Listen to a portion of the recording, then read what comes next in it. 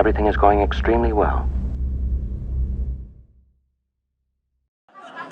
The following is a rebroadcast of Donald Trump's first press conference as president-elect.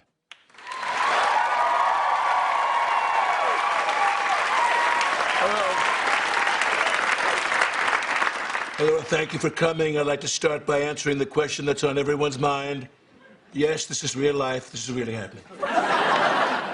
Please raise your right hand and repeat after me. I, Donald John Trump, do solemnly swear. I, Donald John Trump, do solemnly swear that I will faithfully execute that I will faithfully execute the office of President of the United States the office of President of the United States and will, to the best of my ability, preserve, protect, and defend the Constitution of the United States. The Constitution of the United States. So help me God. So help me God. Congratulations, Mr. President.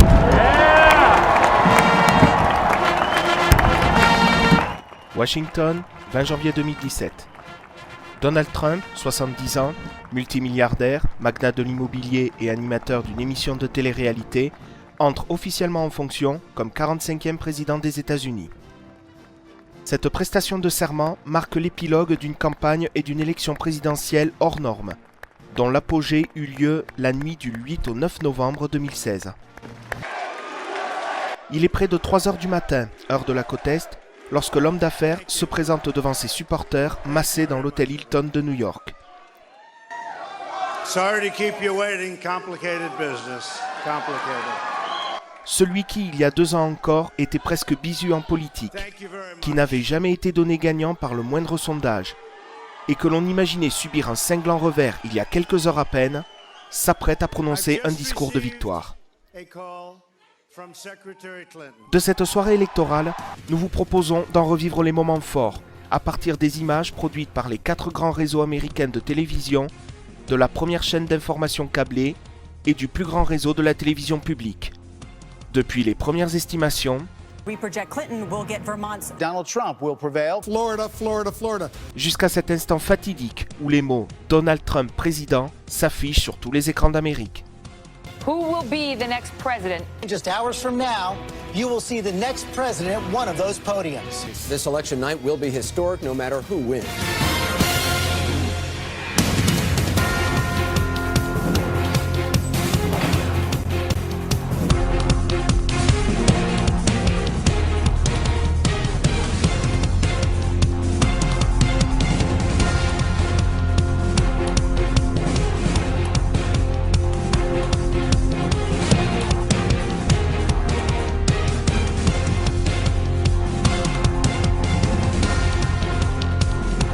Mais avant toute chose, retour sur le fonctionnement de l'élection présidentielle américaine.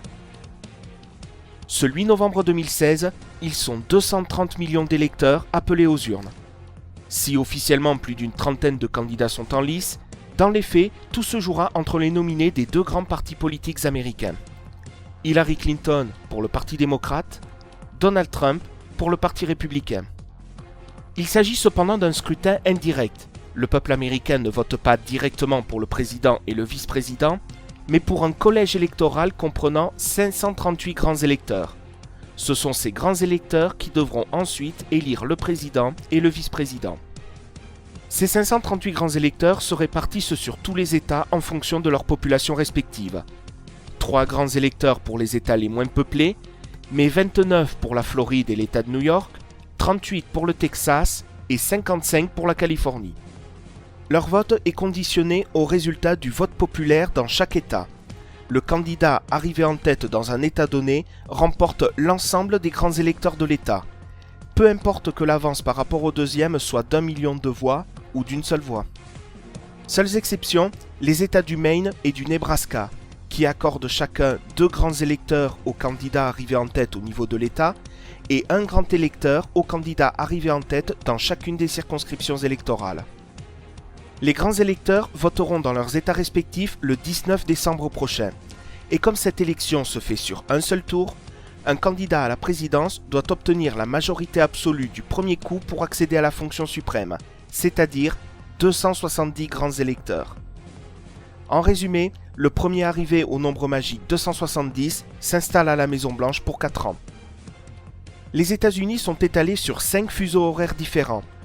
Aussi, si les premiers bureaux de vote ferment dès 18h heure de la côte Est, ceux en Alaska sont ouverts jusqu'à minuit.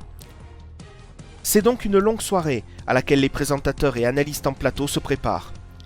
Pourtant, le sentiment qui domine n'est pas tant la durée de la soirée électorale, mais le soulagement d'être arrivé au terme de la campagne.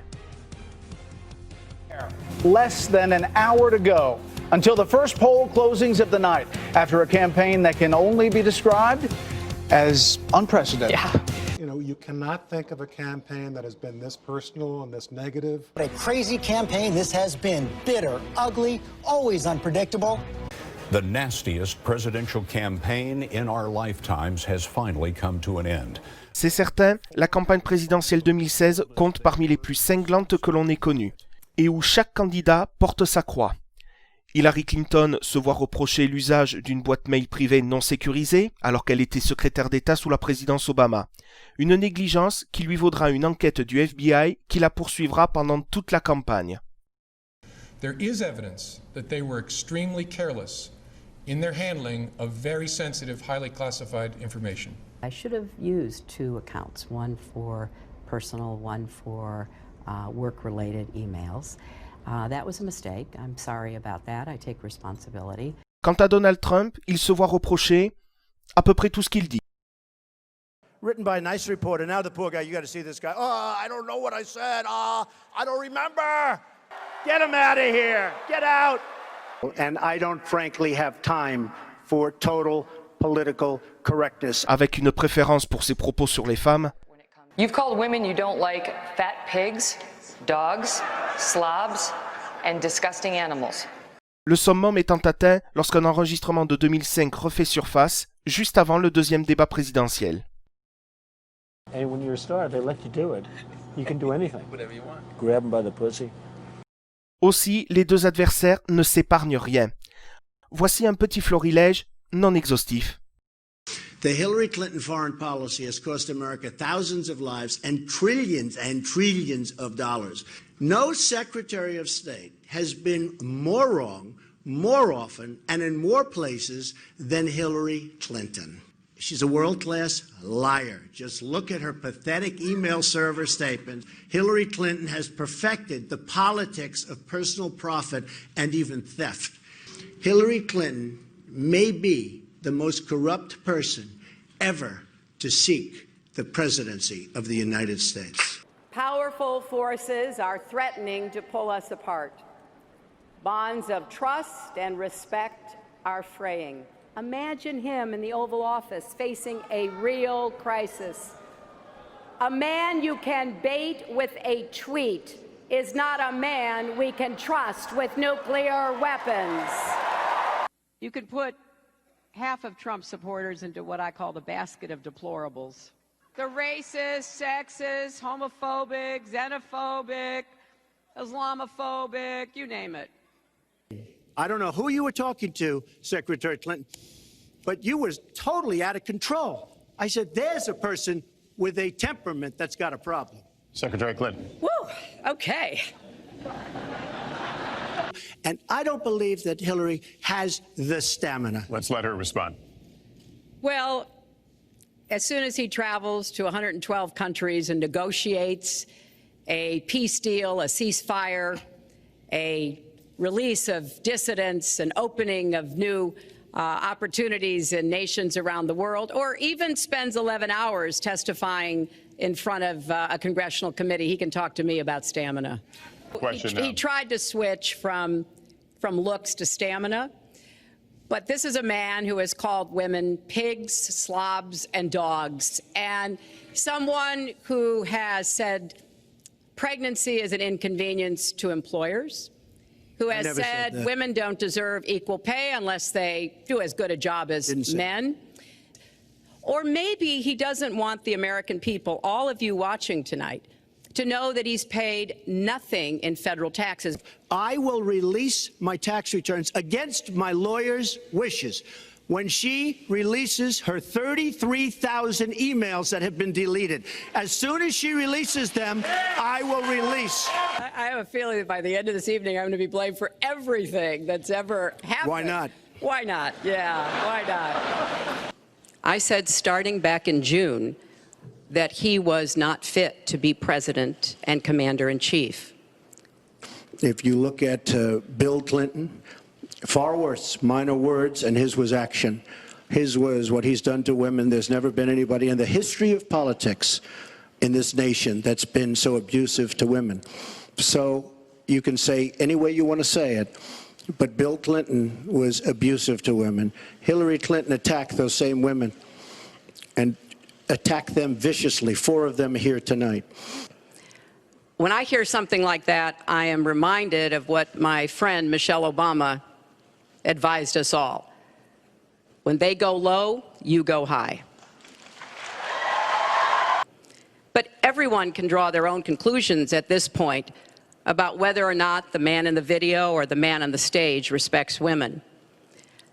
But he never apologizes for anything to anyone. And he never apologized for the racist lie that President Obama was not born in the United States of America. He owes the president an apology, he owes our country an apology, and he needs to take responsibility for his actions and his words. It's just awfully good that someone with the temperament of Donald Trump is not in charge of the law in our country. Because you'd be in jail. Secretary Clinton.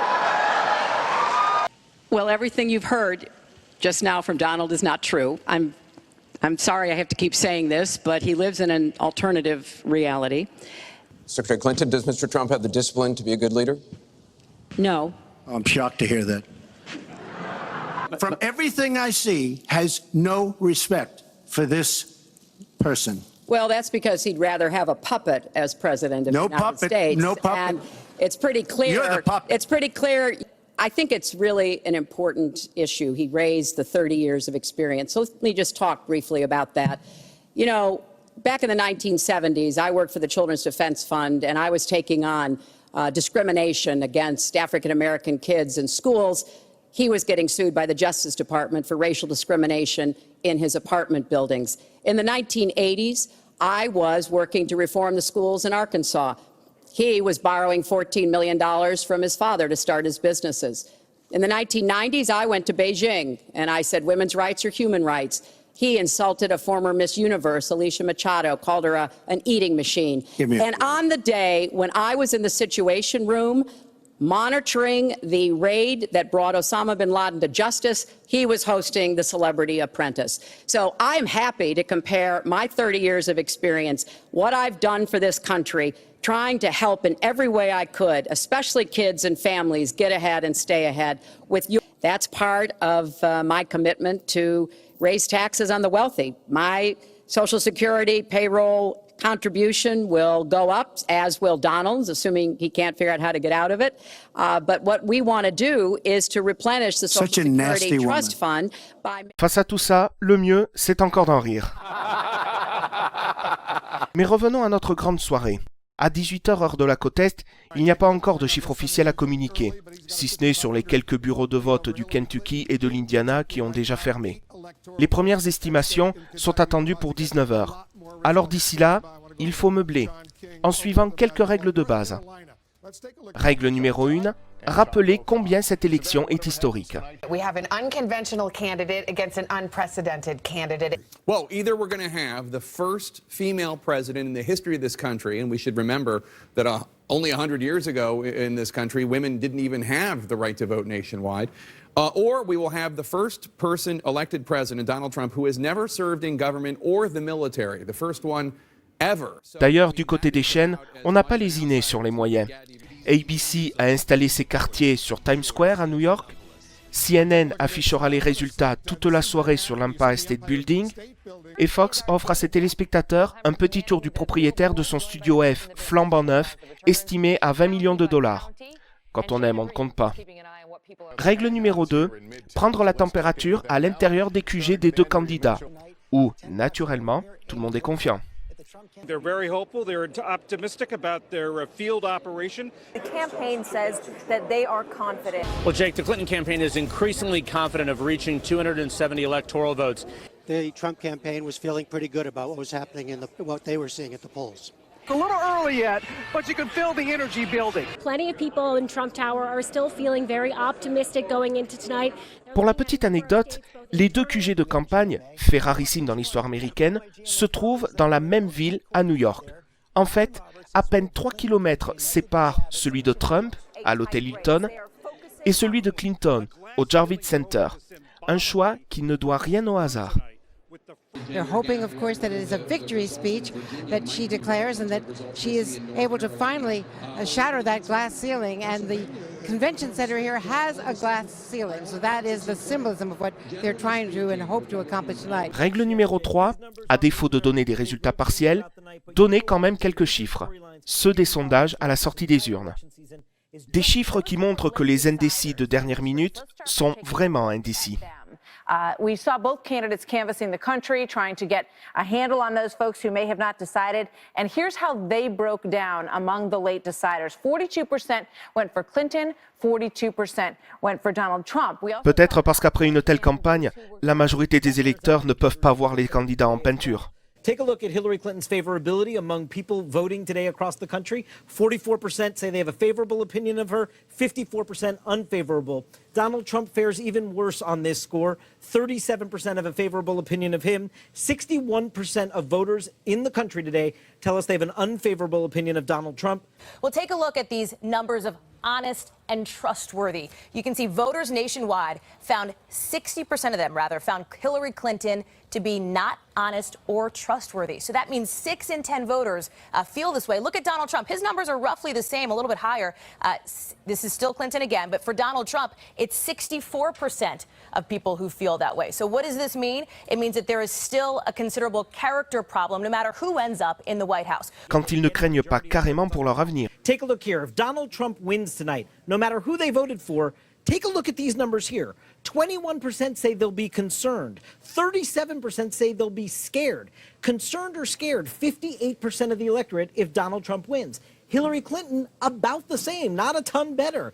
24% concerned. 29% scared if Hillary Clinton wins the presidency tonight. 53%. They are both facing majorities who are more concerned and scared than excited and optimistic, no matter who wins this election tonight, Jay. 62% of voters say yes. The whole email situation with Hillary Clinton does bother them. 37% say no. This has been a hurdle she hasn't really gotten over throughout the entire campaign. Same for Donald Trump about his treatment of women. 71% of voters say it bothers them. Visiblement, les électeurs eux aussi n'ont guère apprécié la campagne. Règle numéro 4, rappelez l'autre enjeu de la soirée. Car les Américains ont eu une journée chargée dans l'isoloir. Au niveau fédéral, en plus d'élire leur président et leur vice-président, ils doivent renouveler les 435 membres de la Chambre des représentants, l'équivalent de notre Assemblée nationale, et renouveler un tiers du Sénat. Au niveau de chaque État, 11 doivent choisir leur nouveau gouverneur et 44 revoient leurs assemblées locales. Enfin, dans 35 États, 154 propositions sont soumises à référendum, parmi lesquelles 9 sur la légalisation du cannabis, 5 sur le salaire minimum ou 4 sur le sort de la peine capitale. Revenons aux enjeux nationaux. Sauf incident, la Chambre des représentants demeurera majoritairement républicaine. Le sort du Sénat, en revanche, est plus incertain. Les républicains y ont actuellement la majorité avec 54 sièges sur 100. Mais ce soir, 34 postes sont remis en jeu, dont 24 détenus par les républicains. Pour leur reprendre la majorité, les démocrates doivent, en plus de conserver leurs sièges remis en jeu, remporter 5 sièges de plus. S'ils en remportent 4, cela donne un Sénat à 50-50. Et en cas d'égalité sur un vote, c'est le vice-président qui départage. En l'occurrence, Tim Kaine en cas de victoire de Hillary Clinton. Ce dernier cas de figure a toutefois une petite subtilité. If Hillary Clinton won the presidency and they won +4, Tim Kaine would cast the deciding vote, but he would also have to give up his Senate seat right? And Well, as vice president, he is the head of the Senate, and he cast the deciding vote. But that is a precarious No. place. But what I'm saying is, so he cast the deciding vote, but he also has to give up his right. Senate So there seat. will be a So there'll race be a in race. Virginia. So that would be, potentially good news for the Democrats if they feel good about refilling that seat with another Dem. Yeah, the bad news is in 2 years, they are in a bad position because they're up 25 seats around the country. The William Toynes. In 2018. Enfin, règle numéro 5. Maintenir le suspense sur le résultat final, c'est-à-dire imaginer comment Donald Trump pourrait remporter l'élection envers et contre tout. Même si tous les sondages annoncent une victoire quasi certaine d'Hillary Clinton, il demeure une douzaine d'États dont le sort est plus ou moins incertain. This is the current marker where we begin the night, okay? Trump's at 164 electoral votes over there, needs to get to 270 and win the White House. If we, like we discussed over the weekend, if we were to give Trump all the states that Romney won 4 years ago, you go Arizona, you would go Georgia, you would go North Carolina, and then you start to put the map in the play and figure out what they need to win. It would be Iowa, it would be Ohio, and it would be Florida. And that's not easy. And even that is 259. So if you go there, Brett, you're still looking at these states up here. Is it a Pennsylvania or is it a Michigan? Is it a Wisconsin? That would get him to 269 based on the scenario here. If she wins Florida, what would Trump have to do to still win the presidency? It's incredibly hard. Can he do it? Can he do it? Here's what Donald Trump would have to do to win. He would have to win North Carolina, which if you're losing Florida, North Carolina, but he would have to win North Carolina. He would have to win Pennsylvania. He would have to win Michigan. That gets him in the 255 range. This is why Donald Trump needs Florida. Then you're looking at 255. Let's say he gets Arizona and How does he get there from there? So then you come out here and he gets Arizona. If he gets Arizona and Nevada, that would put him over the top. But if you talk to even most Republicans in Nevada, believe with early voting, that one's going to be blue. We have it as a toss-up right now. So if he didn't get Nevada, but he got Arizona, can he could click on New Hampshire. Can he get there still? Then New Hampshire. Then he can get there with New Hampshire. 270. So he can get there. The question is, if you're losing this, it's hard to believe you're going to win up here unless he has an overwhelming surge among those white working class voters. Is it impossible? No, if you look at the data heading into the election, unlikely, but that's why we're going to count him, Wolf. Le verdict est sans appel. He's got to hold North Carolina, which Romney won in 2012. He's got to flip Florida, which Obama won in 2012, and he's got to flip Ohio. If he doesn't put those three together, that's not enough for him to get to 270, but he's almost impossible for him to win unless he has those three states. Et même ce tiercé ne suffit pas. Il doit également réaliser une performance dans le mur bleu. Le mur bleu, une expression qui désigne les États ayant été remportés par le candidat démocrate lors des 6 dernières élections présidentielles. 11 sur la côte Est avec le district de Columbia, 4 dans la région des Grands Lacs, les 3 États de la côte Ouest et l'archipel d'Hawaï, pour un total de 242 grands électeurs. Cela ne suffit pas pour gagner, mais c'est un matelas confortable. Toutes les voix vont compter, d'autant que des problèmes ont été signalés sur plusieurs bureaux de vote. Today, the Trump campaign filed a lawsuit alleging that there were some problems going on in Nevada. What they were asking the judge to do was essentially separate out some votes at a couple of polling locations that were kept open late. And they were also asking for the names of the poll workers in those locations so that they could investigate themselves. The judge turned down both of those requests. We've also been seeing reports that there were problems with some voting machines in Pennsylvania. What we're seeing is that there was a viral video that happened where a voter tried to press Trump and it wasn't working, and so he blamed it on a rigged voting machine, but it was actually user error, and we were able to see this by looking up the instructions for the voting machine. Similarly, in Durham County, North Carolina, which obviously is a very crucial swing state, there have been long lines, problems with registration, absent not enough ballots for people. We're seeing long lines there. There are fewer voting locations this year than there have been in elections past. And so, and given that this is a high turnout election, we were expecting long lines in these states. We were expecting long lines in other states that reduced their polling locations.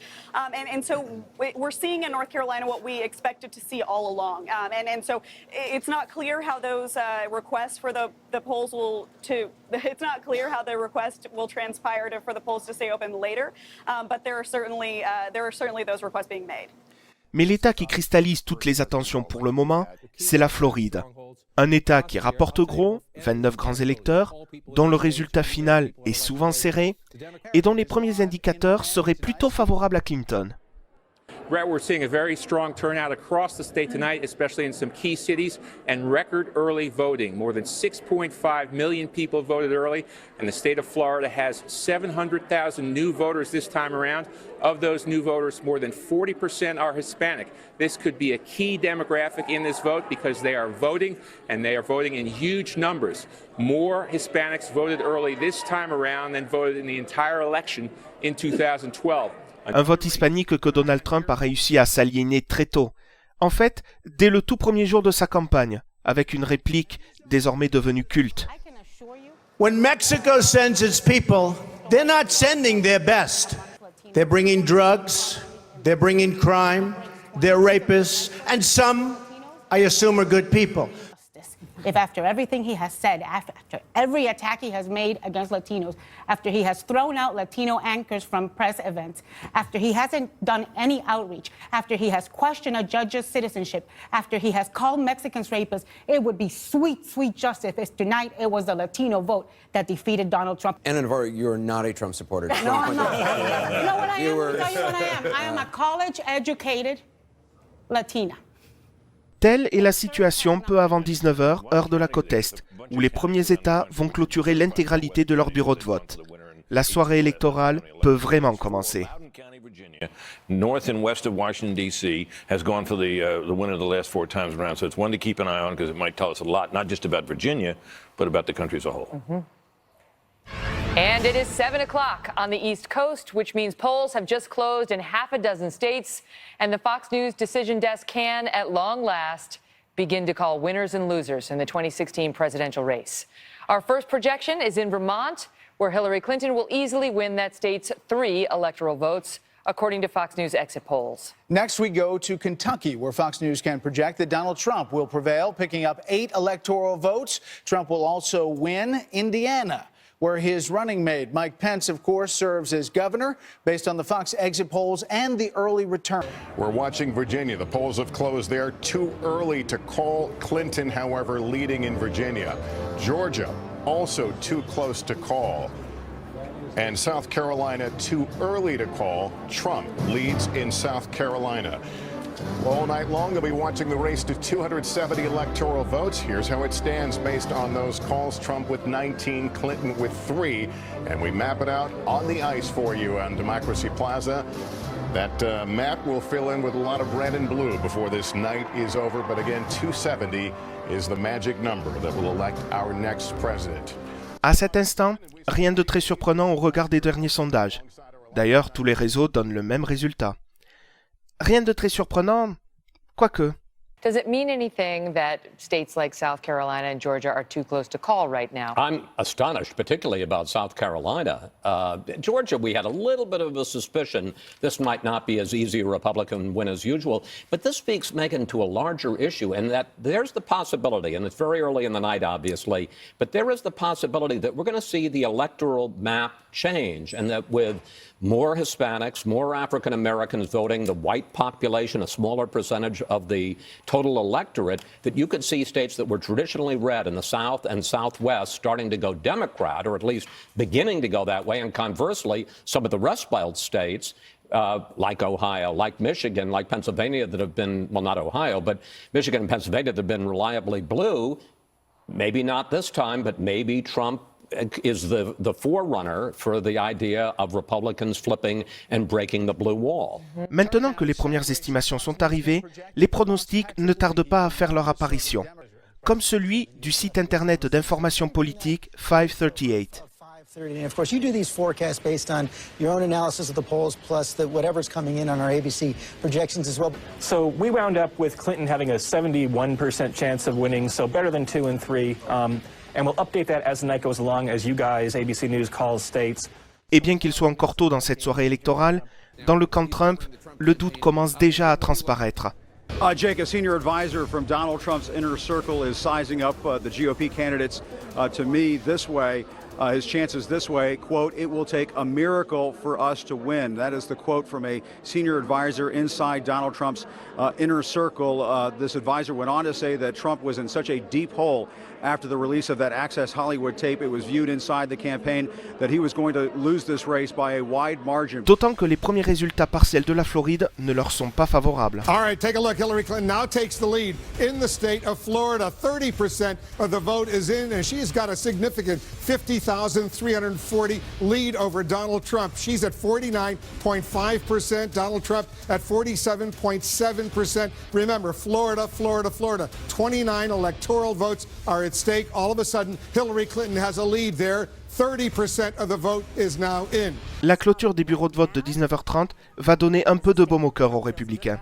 And West Virginia, Trump picks up another win. He's adding West Virginia's 5 electoral votes to his total. Là encore, aucune surprise.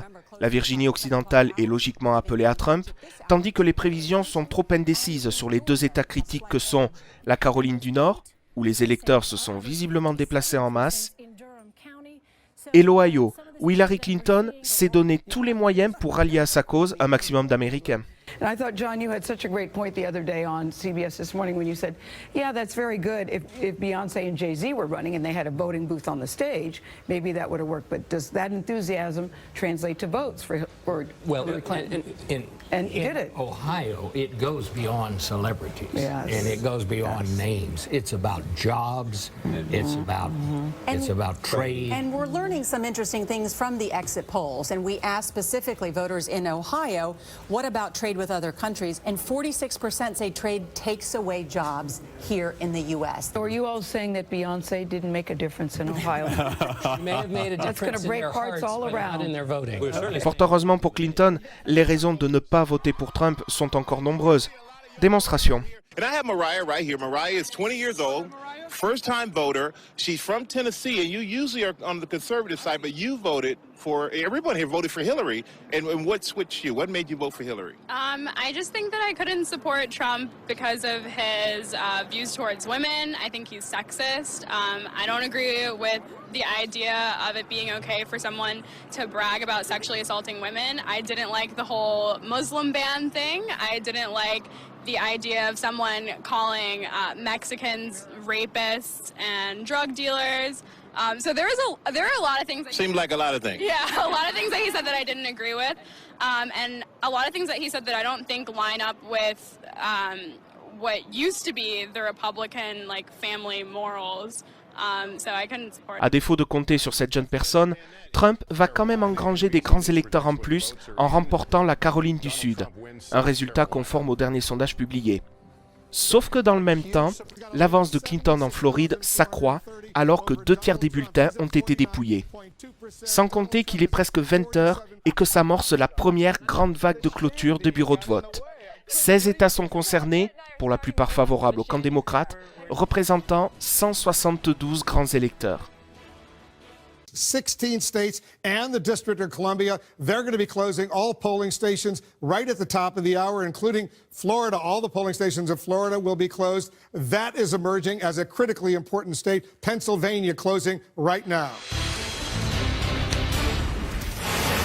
And look at all these wins we're projecting for Hillary Clinton right now. She wins her state of Illinois. That's where she was born. Hillary Clinton wins in Illinois with its 20 electoral votes. A win for Hillary Clinton. In New Jersey, Governor Chris Christie is the governor there, but guess what? Hillary Clinton is the winner in New Jersey with 14 electoral votes. Hillary Clinton wins in New Jersey. In Massachusetts, another 11 electoral votes we project will go to Hillary Clinton in Massachusetts. Another win for Hillary Clinton in Massachusetts. Let's move on to Maryland. 10 electoral votes. We project Hillary Clinton wins in Maryland. She will carry that state. An important win for Hillary Clinton in the state of Maryland. More wins for Hillary Clinton coming in right now in Rhode Island. Rhode Island, 4 electoral votes. Hillary Clinton carries the state of Rhode Island with its 4 electoral votes. Delaware, 3 electoral votes. They will all go to Hillary Clinton. Another win there. And the District of Columbia, which could vote in presidential contest, 3 electoral votes go to Hillary Clinton. Fox News can now project that Republican Donald Trump will win Missouri based on exit polls. He will also win Mississippi, Oklahoma, and Tennessee, according to the Fox News decision team. Let's take a closer look at those battleground states that just closed, starting with Florida. The Sunshine State means the moon to Trump's presidential hopes, and right now it is a toss-up. Pennsylvania, the Keystone State, is another possible key to victory. A toss-up there too. And New Hampshire, that is a toss-up too, so polls are closed now in 7 battleground states, and we can't project a winner in any of them. Avec une telle moisson d'États, Hillary Clinton passe logiquement en tête au nombre de grands électeurs pour la première fois de la soirée. Excepté sur la chaîne CBS, qui, contrairement à ses confrères, n'a pas accordé l'Illinois et ses 20 grands électeurs à l'ancienne première dame. Quant à ABC, ces derniers n'ont accordé ni le Tennessee ni la Caroline du Sud à Trump, soit 20 grands électeurs en moins. Et pour le candidat républicain, les choses vont de mal en pis. Toujours mené en Floride, même si la situation s'est un peu améliorée pour lui, il est désormais devancé par Clinton en Caroline du Nord et même relégué en 2e position dans l'Ohio. Il est 20h05 et à cet instant, Hillary Clinton n'a jamais été aussi proche de la Maison-Blanche. Et Donald Trump de payer en Floride ses réflexions sur les hispaniques, ce sur quoi ironise le journaliste de CBS Scott Pelley. The irony, of course, is that the very first people that he insulted may have the last word tonight. Même si cet électorat n'est peut-être pas aussi anti-Trump que les sondages ne laissaient présager. And Hillary Clinton is leading among Hispanic voters in Florida. She's taking 62% of the Hispanic vote to 33% for Donald Trump. But there's an interesting split among Hispanics there. Cubans, traditionally Republican, are going for Donald Trump by a 53 to 41% margin. Mais revenons à la Floride, qui joue à merveille son rôle d'État charnière. Jugez plutôt. Voici la situation sur CNN à 20h13. Clinton y possède une avance d'environ 12 000 voix. À 20h14, c'est Trump qui repasse en tête, avec 740 voix d'avance seulement, pour être de nouveau dépassé par Clinton à 20h16, qui reprend une avance de 3000 voix, le tout alors que 85% des bulletins ont été dépouillés. Si l'écart est aussi volatile, c'est parce que les résultats affichés correspondent aux chiffres communiqués par les différents comtés en temps réel. Selon que ces comtés penchent plutôt républicains ou plutôt démocrates, donne tout son suspense à cette soirée. Mais malgré ce chassé-croisé, les chances semblent toujours du côté de Clinton. And Nate, your forecast is changing right now? A little bit. We have Clinton up to 78%. She was at 72% at the start of the night as more blue states come in predictably to her side. So she goes up even though those states were expected to go her way? Yeah, I mean, you know, what we're seeing is that we have some semblance of a normal election night. In America, you're not seeing New Jersey go red or something like that. No major domino has fallen, but still the script is going a little bit more how the Clinton campaign would want it. Du côté de Trump, ABC s'aligne sur ses confrères en lui accordant, avec 20 minutes de décalage, le Tennessee et la Caroline du Sud, pendant que CBS rattrape son retard en accordant le Mississippi au candidat républicain. Pour autant, les chances de Trump demeurent minces. Et pour le journaliste et essayiste conservateur Charles Krauthammer, la messe est dite. At this point, I think the trends of the sort of the general analyses about favorable ratings would tend towards Clinton. She actually beats Trump in the exit polls on honest and trustworthy. But he's not underperforming, even though some of the exit polling is dubious on his behalf. Would you cede me that? Look, Bill, underperforming in this election is not reaching 270. So that's the only underperformance that matters. You want to compare it to the latest exit polls or the latest polling that was done on the eve of the election, that's fine. But the fact is that he has to carry the big 3 swing states, Florida, North Carolina, and Ohio, and to penetrate the blue wall. Right now, that looks like a distant prospect. So you're going to make a prediction that Clinton's the next president? If you force me, I'll take it. À défaut de victoire présidentielle, le Parti républicain de son côté n'aura pas entièrement perdu sa soirée. La nouvelle, bien qu'attendue, arrive peu après 20h30.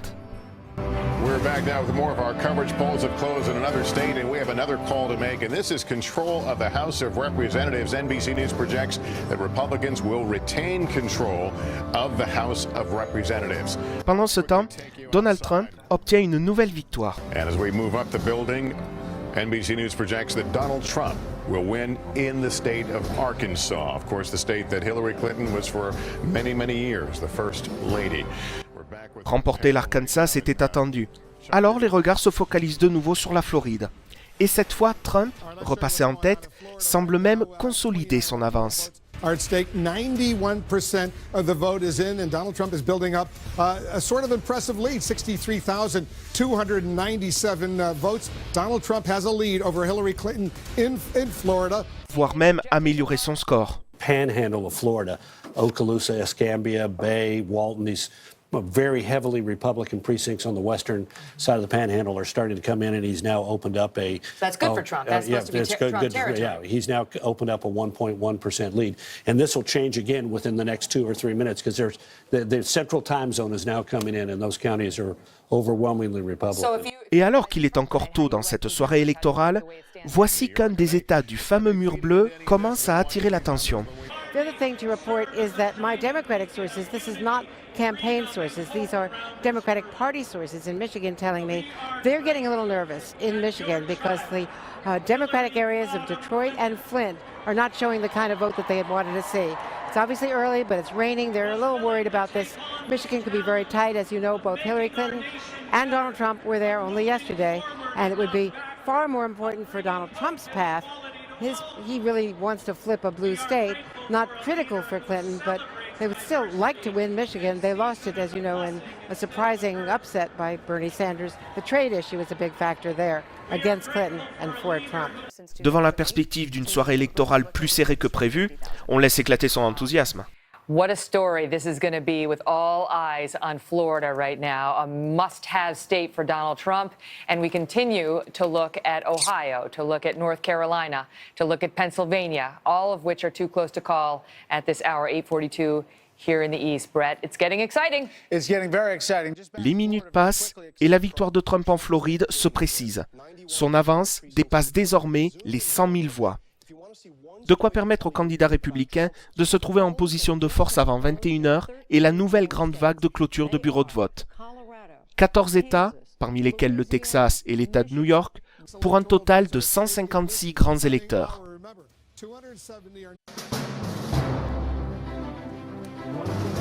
We are back now from our election center here at 30 Rock in New York City. It's 9 o'clock in the east, 6 in the west. Polls have just closed in 14 more states. Take a deep breath as we take you through it. NBC News projects that Hillary Clinton will win in her now home state of New York. And now we have a slew of Trump calls, starting with Texas. Trump the projected winner. In Kansas, Trump wins. Louisiana, Trump is the projected winner. Nebraska, Donald Trump. We project that North Dakota will go to Donald Trump, as well as South Dakota and Wyoming. À l'issue de ces résultats, Donald Trump repasse en tête au nombre de grands électeurs, sauf sur la chaîne CNN. Cette dernière ne lui accorde pas encore la victoire dans l'État du Texas, ce qui est une petite surprise en soi. Le dernier candidat démocrate à l'avoir remporté était Jimmy Carter en 1976. Même si, à ce stade, Hillary Clinton demeure favorite pour succéder à Barack Obama, Nate Silver of the 538 blog, which has been so successful, he now has it, Clinton with almost a almost a 75% chance of winning the election, but that's been coming down in his number. Elle ne réalise pas le raz-de-marée électoral tant attendu. Polls closed a couple of hours ago in Virginia, too close to call. North Carolina, the polls closed at 7:30 Eastern, too close to call. Ohio and Florida. Then a lot of confidence. Oh, the polls are converging. She's got like a 4-point lead. It looks pretty. You look at the New York Times upshot projections, 83% chance of winning. That's dropping. He's outperforming the recent vibe. And so it's not to say he's necessarily going to win, but it's going to be a longer night and a closer night. But things right now, Chris Wallace, are looking much tighter than I think the Clinton camp may have expected. Now, there's still a lot of outstanding vote to be counted, but we haven't made calls in Virginia, in Michigan, in Pennsylvania, Colorado. Arizona on his side, but a lot of those blue states that we thought were going to be blue that we haven't been able to call. I think we're all, at least I'm coming to the conclusion tonight, conclusion's the wrong word, to open to the possibility Donald Trump could be the next president of the United States. The crowd. I just said it's a possibility. They're cheering at her. Juste une possibilité, certes, mais c'est la première fois qu'un tel sentiment est exprimé dans cette soirée. Et cela ne se limite pas à la chaîne Fox. I thought it wouldn't be this tight, but I mean, can you imagine him getting to 270, to Trump getting to 270? I think you can begin to imagine how that might happen. If he can win North Carolina, Ohio, and Florida, he gets close, and then he needs to surprise us in some place. And then if he's having a much better night than we think, then Michigan and Minnesota look like places where he could begin to surprise us. And so, or Wisconsin. Or Wisconsin. So I'm not sure it's going to happen, but you can imagine it. Et du côté de chez CNN, une fois le quart d'heure de retard rattrapé concernant la victoire de Trump au Texas et dans l'Arkansas, l'analyste John King illustre cette possible route vers la Maison-Blanche, carte à l'appui. It's very early results. But as you look at the map right now, if you're Donald Trump, you're leading in Florida, you're leading in Virginia. We've got some votes to be counted there in the D.C. suburbs. But you just pulled ahead in Ohio, Michigan, and Wisconsin. Again, very, very early. But if you're in the Trump war room, you're looking at this, and you're saying, we told you so. We have a path. Now, does that path hold up as we go into the next hour? And the next hour, and I sort of suspect the next hour and the next hour, we'll see. Let me ask it this way. If you are inside Trump Tower tonight, you are looking at this map, what are you nervous about? You're holding your breath. Yeah. As we watch Florida, as we watch North Carolina, those two states that are so close now between Hillary Clinton and Donald Trump, if he manages to win those two states, then we have to start to focus on those blue states, those Midwestern blue states up in the north. He's got to find something there to pick off. Yeah, if he's not going to win in Nevada, if he's not going to win in New Hampshire, he has to get one of the biggies. He has to find a way to win. I think the one that they are most focused on, they feel the most potential, is, as you mentioned, the state of Michigan. It's also a state, by the way, that Democrats feel good about, but we're the most nervous, if you could say, about any of those, industrial Midwest states. Un constat qui en étonne plus d'un. Can we talk, Scott, for a second about why he's doing so well with working women, educated women in Florida? When you look at all of the things that Trump has said with his issues with women, the Access Hollywood tape, the comments that he made about Alicia Machado, the accusation of sexual assault, starting with Megyn Kelly in that very first debate. How do we explain how this is possible? Well, the Republicans who like him are willing to forgive him those things. We've talked to voters who are in the Trump camp, and they were the ones who said, "Oh, this is locker room talk," and this is that's part of it. They forgive him, and why do they forgive him? Because they don't like Hillary Clinton, and they think the country needs to be turned around, and they think that he can do it. Dans le QG du candidat Trump, les supporters sont comme revigorés. Hi, Megyn. Well, there is a palpable increase of enthusiasm here. The audience has begun to grow at Trump headquarters at the Hilton, right in Midtown Manhattan. And you can begin to see why it's been predicted for months that this race would come down to the wire. Tandis que dans le QG de la candidate Clinton, les sentiments sont plus mitigés. Well, I got to tell you, Harry, as the race is getting closer in, say, Florida and North Carolina, the campaign folks have sort of disappeared from the floor. We were hoping to talk to some people in this hour, but we've now been told that they're unavailable when they had previously said they would be available. So I think that there may be some nervousness watching these raw votes. Mais plus le temps passe et plus les chiffres sont à l'avantage de Donald Trump. Voici la situation à 21h30. En Floride, Trump est en avance de 140 000 voix. Et vu qu'il ne reste plus que 6% des bulletins à dépouiller, la cause semble entendue. Dans l'Ohio, il reste près de la moitié des bulletins à dépouiller. Mais Trump dispose déjà d'un matelas confortable de 235 000 voix. En Virginie, l'écart est moins prononcé, mais l'avance de Trump de 42 000 voix est pour le moins surprenante. Moins surprenante en revanche est son avance en Géorgie, où il dépasse les 380 000 voix. Enfin, il est aussi en tête en Caroline du Nord, même si, avec près de 56 000 voix d'avance, il est encore trop tôt pour en tirer des conclusions. Pour résumer, Donald Trump est en avance à peu près partout, y compris là où on ne l'attendait pas. Him with Florida, and it's a straight shot. He can do Michigan. He doesn't need both Michigan and Pennsylvania. Never mind, by the way, we still got North Carolina sitting out there that's too close to call. Virginia is too close to call. New Hampshire sitting at too close to call. So look, it is, I can tell you this, if you're the Clinton campaign, because of the way the rest of the map looks, you don't want to see Florida go red yet. Et cela s'en ressent au QG de campagne de Clinton, avec des visages de plus en plus fermés. D'autant que Trump est même en avance sur Clinton dans le Michigan, un de ces États qui ont voté démocrate depuis plus de 20 ans et dont est originaire Michael Moore, le célèbre réalisateur de documentaires ouvertement pro-Clinton. Et ce qu'il pressent ce soir ne lui plaît pas du tout. Well, back in the summer, I wrote an essay called The Brexit States, Michigan, Ohio, Pennsylvania, that the working class that has been so abused and attacked and their livelihood taken from them over these last really couple decades, they're at the point where they're so angry and full of so much despair that I could see that they were going to use the ballot box as an anger management exercise. Cette distinction transparaît lorsque les analystes en plateau détaillent la carte d'un État. Le rouge du Parti républicain domine largement le bleu du Parti démocrate, mais cet écart significatif ne se reflète pas autant dans les chiffres. Parce que les zones bleues se concentrent sur les grandes aires urbaines où la population est concentrée, tandis que les zones rouges s'étalent sur les territoires moins densément peuplés. Une situation qui n'est pas nouvelle, mais dont l'impact sur la campagne et l'élection est plus prononcé.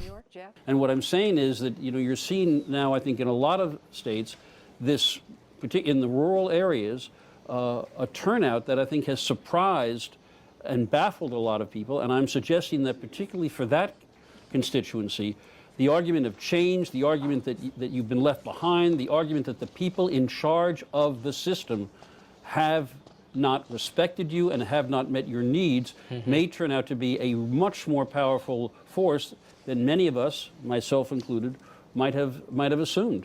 Les résultats qui arrivent de l'Ohio sont d'ailleurs révélateurs de cette conquête par Trump de l'électorat ouvrier. I want to show you what's happening in Ohio that is emblematic of the entire Trump campaign. You see up here in the northeastern part of the state, all right, this is about as blue as you get in a regular election year. It's blue collar, it's steel, it's coal, it's loss of manufacturing jobs. It's about Trump's message. Now, this is Trumbull County, okay? At the moment, now listen, it's 70,000 votes, probably another 30,000 to come in still. He has an edge here by more than 2 points. Show you what Barack Obama did in 2012. Same county. Obama was at 61%.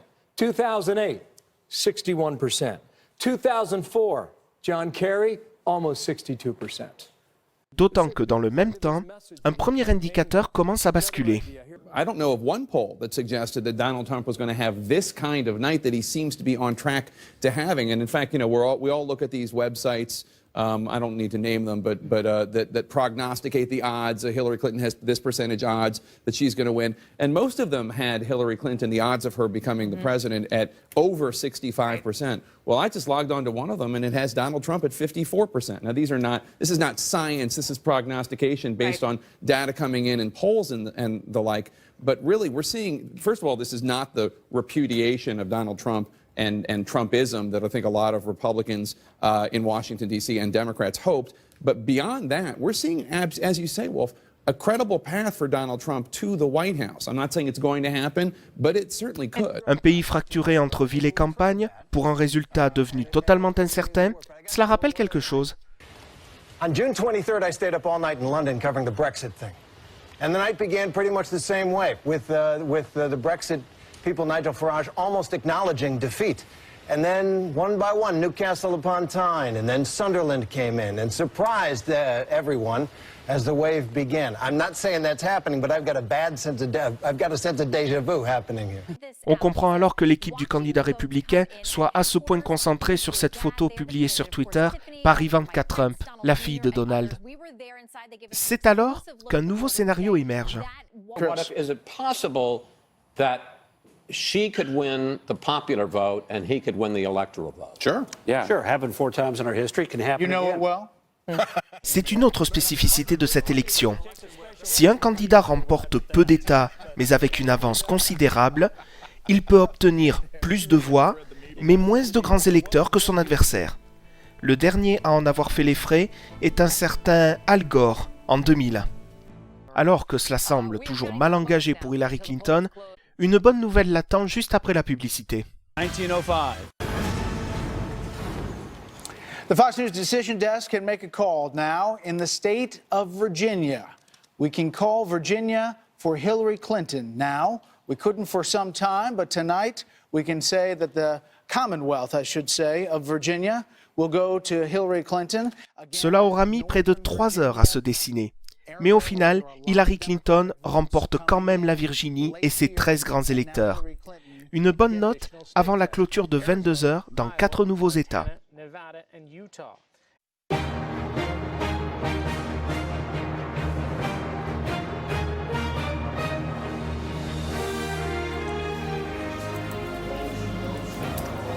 Battlegrounds. The United States. This race is close. We can't project a winner yet in a single one of them. Let's start with Montana, where Fox News can project that Donald Trump will win that state's 3 electoral votes. Avec le Montana, Trump accroît légèrement son avance au nombre de grands électeurs, tandis que les scores provisoires demeurent nettement à l'avantage du candidat républicain. À tel point qu'un premier signe de nervosité commence à transparaître. Jake, I know you've checked the markets right now. How are they reacting to all of this? So far, pretty good news for Donald Trump. It's great news for Donald Trump so far, and it's an unpredictable race. We're talking about this, how much this really upends so much of the prediction industry. But the one thing that the markets don't like is uncertainty, and right now we've been told that U.S. stock futures are down nearly 500 points, that's 2.7%. Wall Street has consistently during this election season, whenever Trump took the lead or seemed to be doing well, investors have been worried about his unpredictability, his tough talk on global trade deals. The market jitters most obviously in the currency markets, with the Mexican peso plunging 7% against the U.S. dollar. Obviously, Mr. Trump has talked about negotiating tough trade deals with Mexico, talking about scrapping NAFTA, the free trade agreement. Gold, which tends to rise when investors are nervous, is up 3% and is up more than $1,300 an ounce. So right now, with all this news that seems to be excellent for Donald Trump, Wall Street and the markets are very, very jittery. En réalité, l'indice des futurs a commencé sa chute peu après 21 heures, c'est-à-dire au moment même où l'hypothèse d'un président Trump est explicitement évoquée sur les plateaux de Fox et de PBS, quand le candidat était au coude à coude avec son adversaire en Floride. Sauf qu'après 95% des bulletins dépouillés, il n'est plus vraiment question de coude à coude. Désormais, on se concentre sur 2 États du fameux mur bleu, le Michigan et le Wisconsin. Ces 2 États, marqués par la désindustrialisation, les républicains les avaient jugés prenables pendant leur campagne. Et leur candidat semble leur donner raison. 30 000 voix d'avance dans le Michigan, 50 000 voix d'avance dans le Wisconsin. Malgré ces signes inquiétants pour les démocrates, le site d'information 538 donne toujours l'avantage à Hillary Clinton. Sauf que les 78% d'il y a 2 heures sont devenus 60%. On commence alors en plateau à évoquer l'impact des petits candidats. But I want to go back to Florida for a moment because we had talked at the outset of the millennial vote and the affinity for third-party candidates. Well, now we have a little bit of data because you recall going into it, I said about 13% or so of millennials were saying that, you know, they would go for another candidate. Well, now in Florida, with 95% of the vote in, we know that those who chose Gary Johnson and Jill Stein combined for over 265,000 votes. Wow. And when you consider that Donald Trump and Hillary Clinton separated by just 134,177 votes, perhaps the third-party candidates are a factor. That's really interesting. Yeah, also happening in North Carolina, where the share of the vote for the younger voters of 18 to 29 is up to 19%. That's 3 points higher than in 2012. But here you have Gary Johnson getting 7% of that vote, Hillary Clinton only getting 58% of the vote, which is down from Barack Obama, got 67%. C'est une des particularités de cette élection. Il n'est pas nécessaire d'obtenir plus de 50% des voix pour remporter un État, juste d'avoir plus de voix que n'importe quel autre candidat. De toute façon, le rôle des autres candidats aura été insignifiant dans le prochain État appelé pour Trump, et non des moindres. We're quickly back from the break. We have a new projection. The state of Ohio, NBC News projects when the votes are counted, Ohio will go to Donald Trump. Donald Trump will win Ohio. Politiquement, ce n'est pas une surprise. D'ailleurs, Donald Trump y affiche une avance confortable. Mais symboliquement, No Republican has won the White House without winning the state of Ohio. Donald Trump, the GOP nominee, has just won the state of Ohio. Yeah, more importantly, Ohio has picked the president the last 13 elections in a row. So, I mean, everybody always talks about Republicans can't win without it. They have picked the president 13 elections in a row. This is a big deal. This is a huge deal. Preuve en est, lorsque Fox annonce à son tour la victoire de Trump en Ohio, Right? Oh, what? This is the 538 blog that has had Clinton ahead all night. Yeah. 55% chance Trump wins the presidency. on notera que ce chiffre n'est pas publié sur la chaîne ABC contrairement au précédent. Mais quid des autres sites internet? Before we hit a break, Britium. Okay, this is the New York Times live presidential forecast. The New York Times. This is not the betting odds. This is what the New York Times, which is no friend of Donald Trump, says. Chances of Trump winning the presidency, 91%. Wow. I mean, it updates all the time and sees, huh? I say, where did they get that? Well, they're just projecting based on, whatever data we have, the states that have been called. And Nobody hacked into your iPhone, right? C'est dire à quel point le résultat semble trop beau pour être vrai, même sur une chaîne réputée conservatrice. Car dans les faits, quelle est la situation à 22h41 ? Donald Trump dispose au mieux de 168 grands électeurs sur les 270 requis, ce qui veut dire qu'il lui en manque encore une bonne centaine. Au niveau des États, certes, il a triomphé en Ohio, mais il n'a encore remporté officiellement ni la Floride, ni la Caroline du Nord. Quant à cette fameuse brèche dans le mur bleu, ce n'est même pas la peine d'en parler. Autant dire qu'à ce stade, la cause est loin d'être entendue. Même si, après 3 minutes de publicité... In theaters December 16th. Fox News election alert for you now. We are waiting on several critical states. We have already called Ohio for Donald Trump, as we brought to you moments ago. We are about to make a major call. Fox News Decision Desk is now projecting that Donald Trump has won the state of North Carolina. And that is huge for Donald Trump. This is exactly what he needed to do. Win Ohio, win North Carolina. Florida's part of it, and then pick off a blue. That's what he's trying to do. That's what he's hoping to do. We're waiting on Florida. We're waiting on several states, including Pennsylvania, Michigan, Minnesota.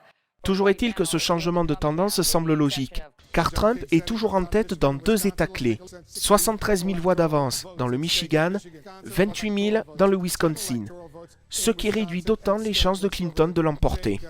Pollsters predicted that Hillary Clinton was going to have not just a victory, but that she was going to win an electoral landslide. Not only is that not happening, it is entirely possible that Donald Trump is truly redrawing the map the way that he said he was going to. He was going to redraw the map from Wisconsin and Michigan to Ohio and Iowa. And we're winning over those white working class voters that feel the Democratic Party and Republican elites in Washington have ignored them for too long. Right now, he seems on his way to actually doing that. And in a word, it was Donald Trump versus almost all the experts. And as of right now, it looks like Donald Trump was right. Comment expliquer un tel scénario? La candidate démocrate serait-elle sujette à la malédiction du 3e mandat? And that is that if you look through American history, it is usually extremely hard for one political party to hold on to the White House 3 terms in a row. For instance, when George H.W. Bush was running in 1988 to succeed 2 terms of Ronald Reagan, he referred to it as his Martin Van Buren problem, referring to the fact that no vice president had been elected to succeed the president he served since 1836. Serait-elle victime de ces éternels problèmes avec les boîtes mail non sécurisées? There's another name here that hasn't been mentioned, James Comey. When he came out and announced that he was reopening the investigation into the emails, not fully reopening it, but looking at what was on Anthony Weiner's computer, Hillary Clinton was on her way, they certainly thought, and I think most of us thought, was on her way towards a pretty decisive win. That was a decisive moment thrown right into the middle of the campaign, the ultimate October surprise. Of course, Comey came back just a couple days ago and said, basically never mind, there's nothing more to investigate. But I think that if this goes Donald Trump, you're going to hear Democrats pointing. À moins qu'il ne s'agisse de mauvais choix dans sa stratégie de campagne. And she never stepped foot in the state of Wisconsin since winning the Democratic nomination. The other interesting point is that those are two states that Hillary Clinton did not win in the Democratic primaries. Right. So it appears that not only is Donald Trump's support strong, but her Democratic base didn't entirely come home. Toujours est-il que les coups durs s'accumulent pour l'ancienne première dame. Et celui qui arrive à 22h52 fait particulièrement mal. Break in, we've got news. Hari, Judy? And we have a call to make. This is a big one. The state of Florida, which has held other presidential elections in the balance. We are projecting that Donald Trump will be the winner in the Sunshine State. You can see there are still, 10 million votes counted so far. The votes are still coming in. No, I think that's 99% reporting? I can't tell if that's... Yeah. Il faudra attendre 7 minutes pour que ce résultat soit confirmé par une autre chaîne. Democrat column, but we also have a big call to make now. A big call right now. Donald Trump will win the state of Florida. According to the Fox News decision desk, he will win the 29 electoral votes in Florida. A very tight race, but he is pulling that off. As you can see, the crowds outside here cheering. Donald Trump vient de faire une grande partie du chemin. Il réalise le tiercé Ohio, Caroline du Nord, Floride. Heureusement pour Hillary Clinton, il est presque 23 heures, l'heure de fermeture des bureaux de vote sur la côte ouest, où aucun doute ne plane sur les résultats. 55 electoral votes in California. We're getting ready to make some major projections. Let's get ready for that right now.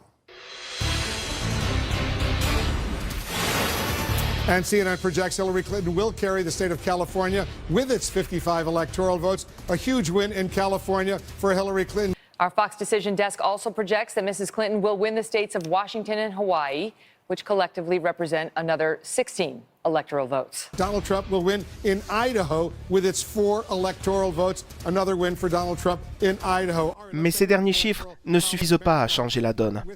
23 heures, c'est l'heure à laquelle Barack Obama avait remporté l'élection en 2008. This is an incredible milestone in the history of this country. En 2012, il avait fallu attendre un petit quart d'heure de plus, une fois l'Ohio remporté, pour officialiser sa réélection. En 2016, certes, Hillary Clinton est en tête au nombre de grands électeurs, sauf sur Fox, le seul réseau à avoir accordé le tiercé magique à Trump. Mais l'ambiance est tout autre. Non seulement Hillary Clinton n'a pas encore gagné, mais tout porte à croire qu'elle va réellement perdre. Et ses supporters massés sous le plafond de verre du Javits Center ne se font guère d'illusions. Pas plus que les marchés financiers d'ailleurs.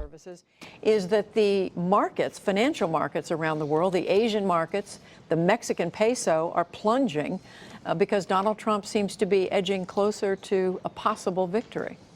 Au point de remettre en cause une promesse de campagne?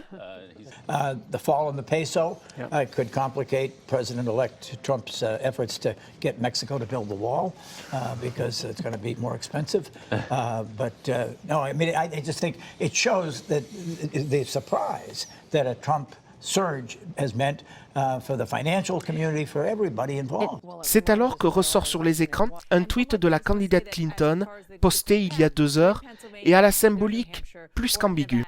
One other thing, look at this picture. This is something that I think is quite poignant at this hour. 2 hours ago at 8:55 p.m. Eastern, the Clinton team tweeted this out. It says, "This team has so much to be proud of. Whatever happens tonight, thank you for everything." And this picture of Hillary Clinton embracing this young girl, you know, if she pulls this out, this is a picture that says, "I did it for you." If she doesn't, it's a picture that says, "I'm so sorry, I tried." And it's so poignant that they sent this out 2 hours ago, and it can be read two very different ways. D'autant que dans les minutes qui suivent, tous les réseaux s'alignent sur l'annonce que Fox avait faite 20 minutes plus tôt, la victoire de Trump en Caroline du Nord, et qu'un nouvel État tombe dans son escarcelle, l'Utah, où le candidat indépendant et local de l'étape, Evan McMullin, réalise un score plus qu'honorable. De quoi remettre sur le tapis l'impact des candidats indépendants. One thing that we're going to also need to look at as we all come and analyze the night, or after it passes, is the effect of the third-party candidates, Gary Johnson, the Libertarian, Jill Stein, the Green Party candidate, Evan McMullin, the Independent candidate. What role did they play? What role, like what votes would have gone to Trump or Clinton, but instead went to them? That was always one of the wild cards that pollsters were talking about, that there were so many undecided voters and third-party voters that made this race unpredictable. Turns out that might have had a bigger effect than we thought, in addition to the Trump effect. Cela étant, avec ou sans eux, la candidate démocrate sous-performe, et pas seulement dans l'Utah. And the real underperforming that she's done with non-white voters. I mean, again, I just looked at where she is compared to where Obama was in exit polls, and nationally, she's behind African Americans from his performance by 5 points, Latinos by 6 points, Asians by 8 points. So if this was going to be the great showdown between the emerging electorate and the old model white electorate, he's performing as well and better than Mitt Romney, and she's underperforming President Obama. Well, I would push back on that he's performing better than Mitt Romney, because I don't necessarily see that. I think what is in fact here, the issue here is, look, you actually do have the idea that you see a white surge, I think, is false, because you actually have 2 points less of white vote here.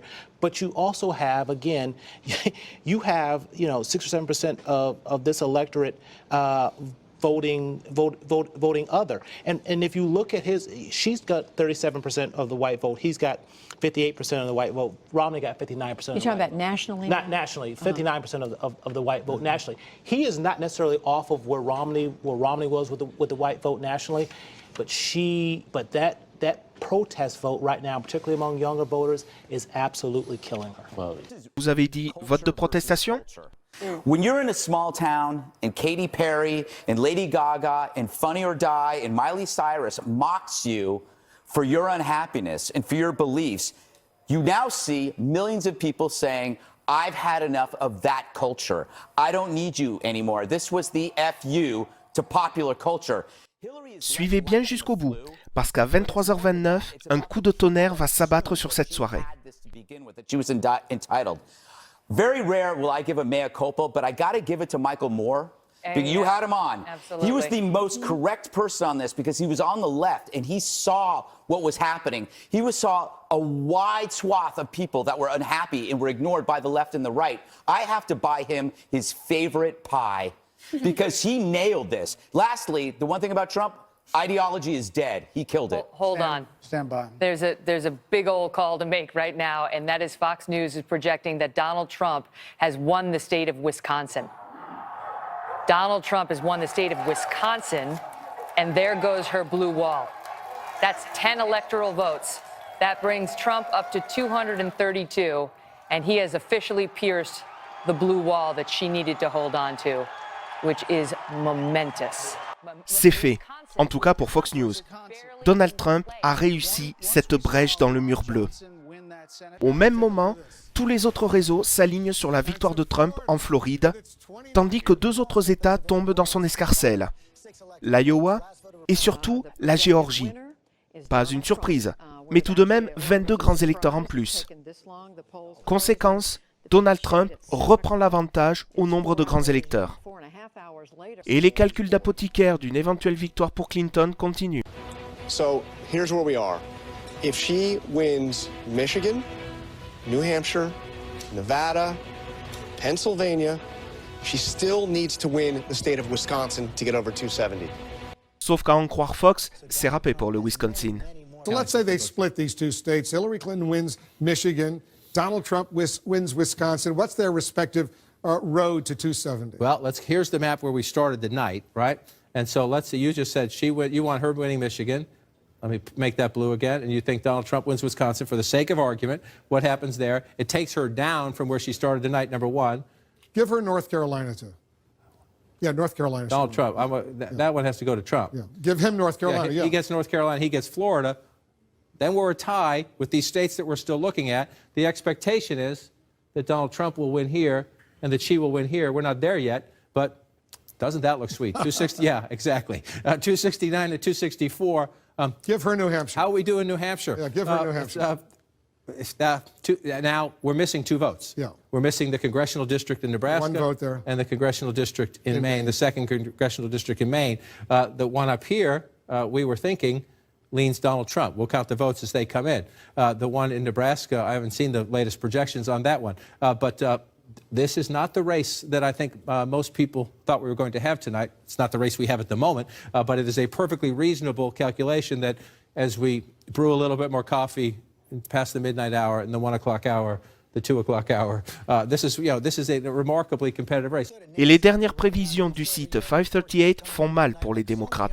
In fact, you were more cautious on a Hillary Clinton victory than many others, but you still had it above 70%. You've had this dramatic change as the results have come in overnight. Well, we were a lot more cautious because of the scenario that's unfolding now, which is that if she underperforms in the Midwest, she could lose the Electoral College despite winning the popular vote. She will probably win the popular vote once California and the West Coast is counted, but there are a lot of swing states in the Midwest if you lose Wisconsin, which has not been called yet, but probably will be if we're being honest. She can maybe hold Michigan, Pennsylvania, and get to a 269-269 tie. But when you lose Ohio and Iowa by 3 to 5 points, when Michigan is in jeopardy, her voters are concentrated just on the coasts, and she'll have plenty of votes. She'll get a lot of votes, maybe more votes than Donald Trump, but that leads to not her winning the White House. À tel point que peu avant minuit, plusieurs milliers d'électeurs semblent envisager le même plan B. No, I'm just receiving Pennsylvania on either one of them. word, guys, that Canada's immigration site has crashed because there's been so many inquiries about moving to Canada. It reminds me of Brexit, when the Brexit vote happened. Are all you the serious? experts. Yes, I am serious. This is not I've never lied to you, Bob Schieffer. No, I mean, I'm just, I like to check my sources. I'm following my friends and texting. They're over-panicking, I would say. The Canadian website may have crashed, but there are at least 49 million people in this country who are very happy with this outcome. That's exactly right. Yeah. Pour sûr qu'ils sont contents. Aux premières heures du 8 novembre, tout semblait perdu d'avance. Et aux premières minutes du 9 novembre, Well, the mood is the exact opposite of what Breonna Keeler just passed on a few moments ago. It is not over yet, you're right, Wolf, but it is starting to feel like a victory party here at Trump campaign headquarters. I can tell you that behind me, we're seeing a sea of red. Those are those red Make America Great Again hats. They're being passed out to all the supporters in the room here. You talk to people inside the Trump campaign, they're using words like, we're dying, we're freaking out. They are just over the moon tonight. With these results. I think they've surprised themselves. Earlier today, I heard from a top official who said that it'll take a miracle for us to win. I got a text from somebody saying, do you believe in miracles? Wolf? et comme pour parachever ce miracle, en plus du Michigan et du Wisconsin, Donald Trump passe en tête en Pennsylvanie.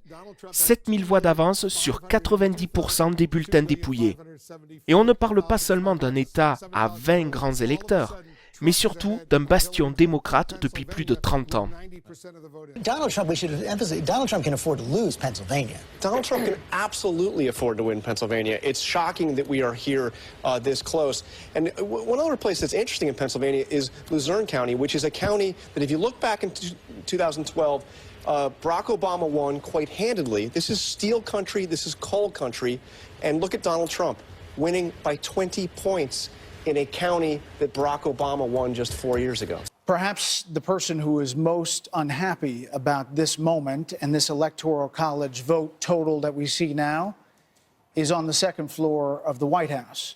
The legacy of President Obama, the Affordable Care Act that will be repealed and replaced, the Iran nuclear deal that essentially was an executive deal that can be torn up, the legacy of the 44th President of the United States is truly at 254 electoral votes in jeopardy. Oh, absolutely. And, we saw both Barack and Michelle Obama campaigning so fiercely for Hillary Clinton over the last couple of months, and especially in the last week, And yes, I'm sure he's made his peace with Hillary Clinton, but he was campaigning for himself because he knew the only way to preserve the legacy, all the things you talk about that are now up for grabs, trade, the Iran deal, the whole foreign policy, Obamacare, climate change, all of those issues Trump was diametrically opposed to the Obama policy. George, we're just hearing from a donor to the Clinton campaign, a top donor. I want to read you this quote that has just come to me. Quote, done, over, he is the president. This is from a Clinton donor. Clinton donor.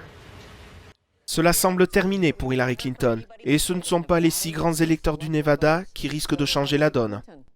Pour preuve, les marchés financiers sont toujours en berne. Et c'est à ce moment-là que notre propre ambassadeur aux États-Unis trouve le moyen de se faire remarquer. Here's the French ambassador moments ago. After Brexit and this election, everything is now possible. A world is collapsing before our eyes. Dizziness. I mean, you know what I mean? Chez les pro-Clinton, chacun a aussi sa façon de réagir. Il y a ceux qui ont trouvé le moyen de relativiser, comme les Californiens qui ont voté à 55% pour la légalisation du cannabis.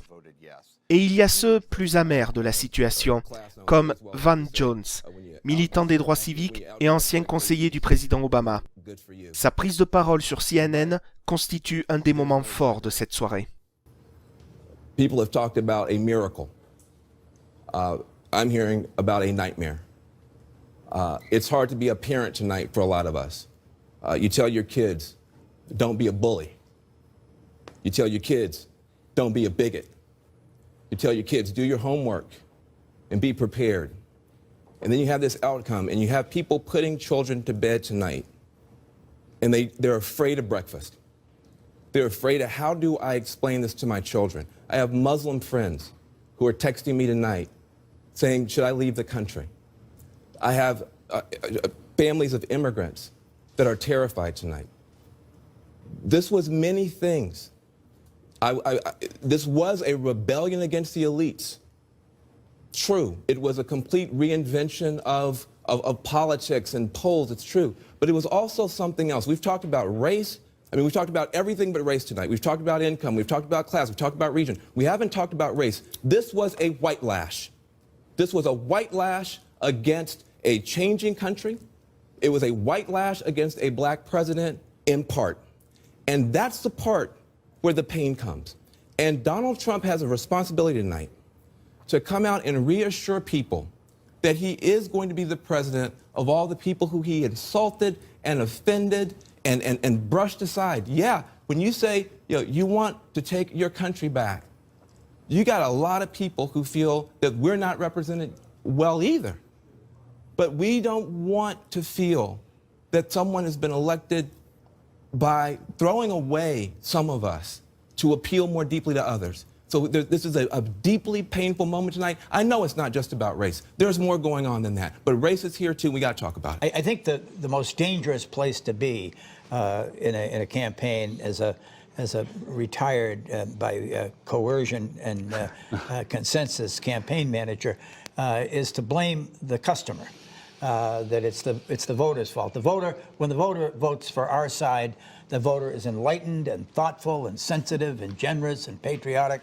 But when the voter votes on the other side, mean-spirited, narrow-minded, bigoted, and intolerant.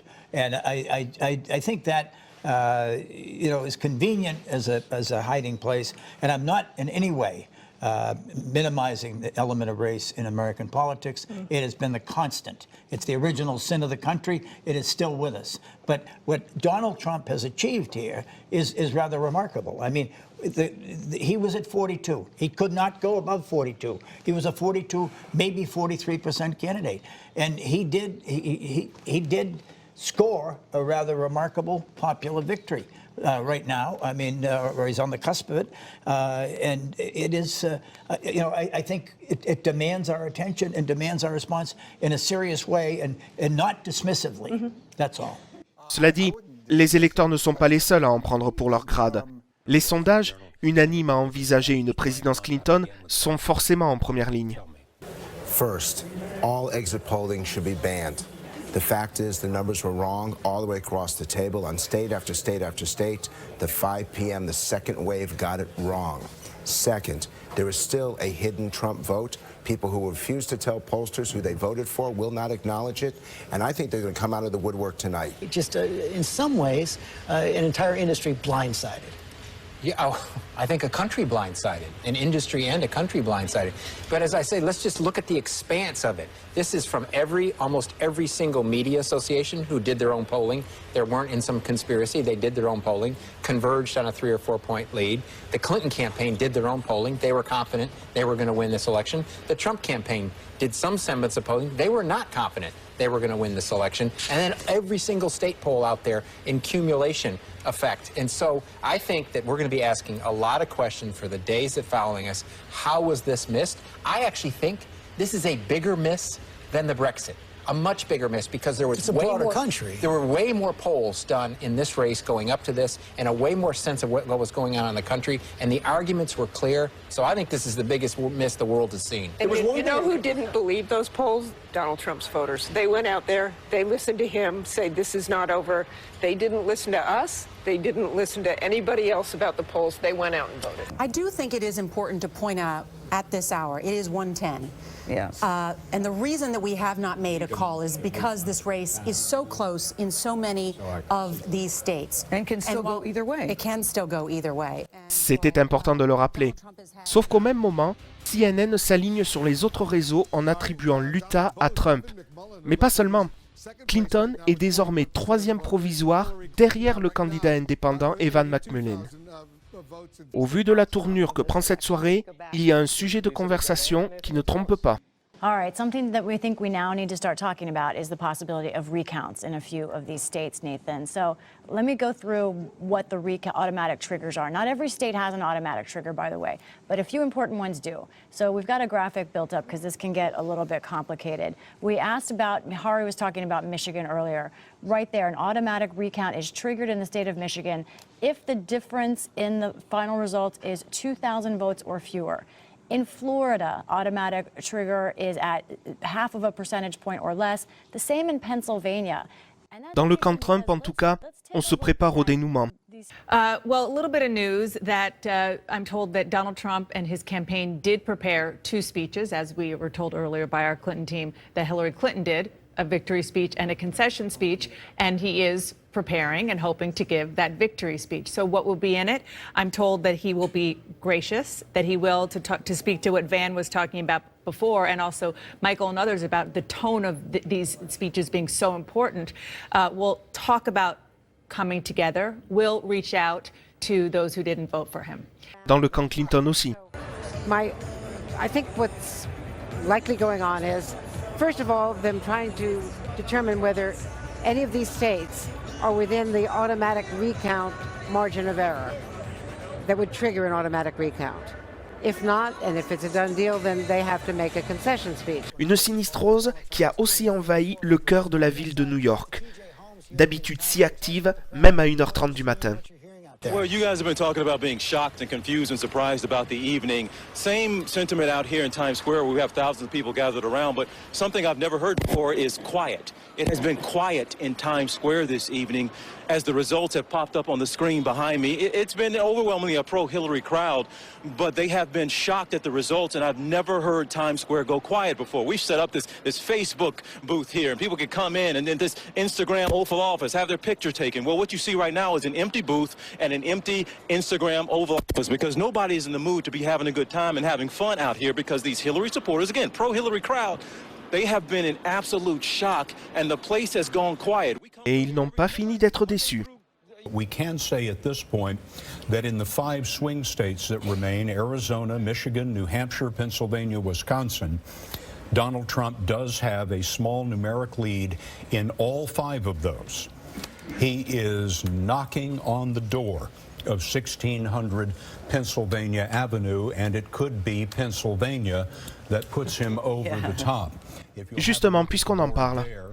Keep looking on social media and we'll update you as needed. Back to you guys in the studio, Judy and Hari.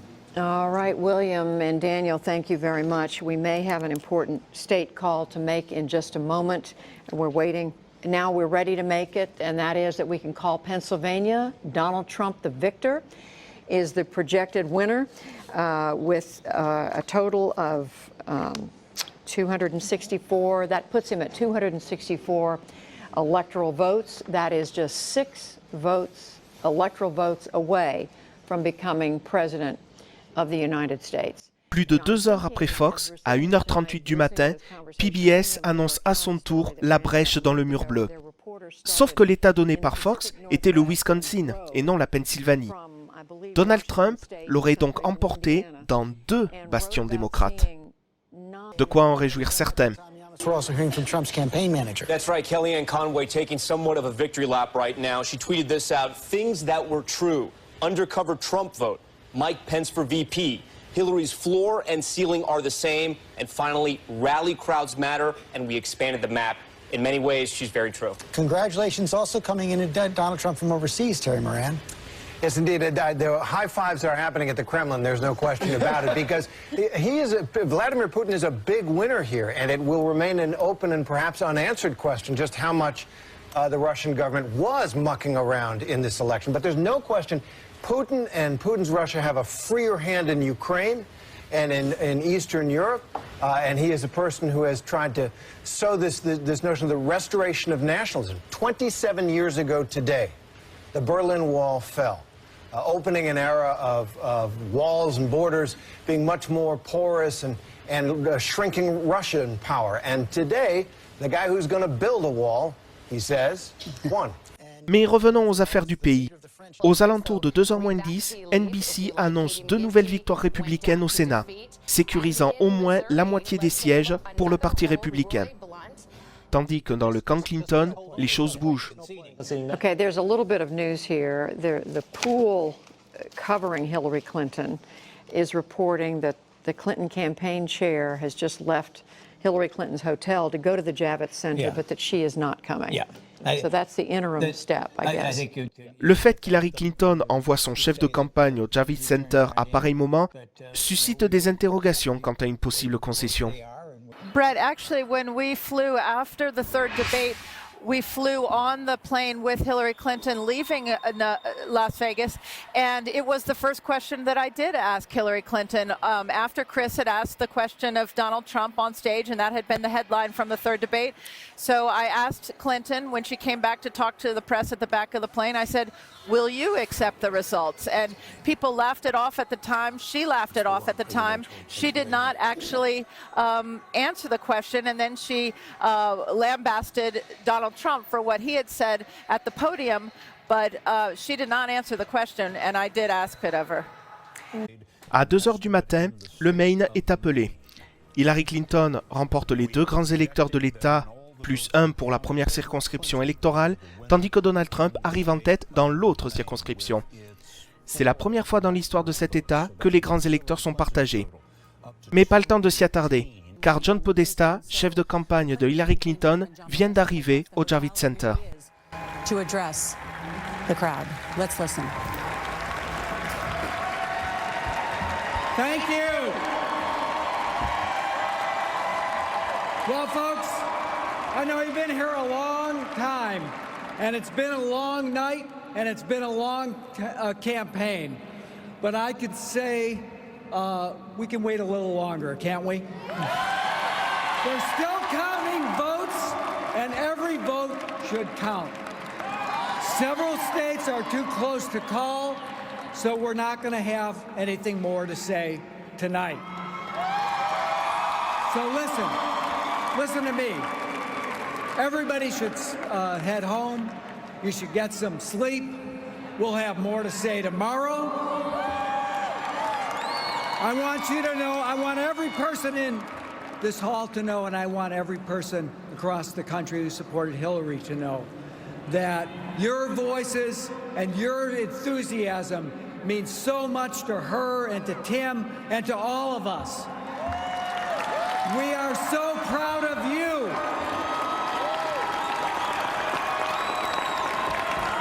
And we are so proud of her. She's done an amazing job, and she is not done yet. So thank you for being with her. She has always been with you. I have to say this tonight. Good night. We will be back. We'll have more to say. Let's get those votes counted, and let's bring this home. Thank you so much for all of you have done. You are in all of our hearts. Thank you. Une question fondamentale se pose désormais. À l'instant où John Podesta quitte l'estrade, peu après 2 heures, quelles sont réellement les chances d'Hillary Clinton de remporter l'élection? Mathématiquement, tout est jouable, puisqu'aucun média n'a encore attribué 270 grands électeurs à l'un ou l'autre des candidats. Sur 50 États, un vainqueur a été annoncé par tous les réseaux dans 42 d'entre eux, ainsi que sur le district de Columbia. Dans le Nebraska, 4 des 5 grands électeurs ont été accordés à Trump. Les résultats sur la 2e circonscription sont encore trop serrés. Sur le Maine, tout le monde, à l'exception de CNN, a attribué 3 grands électeurs à Clinton et 1 à Trump.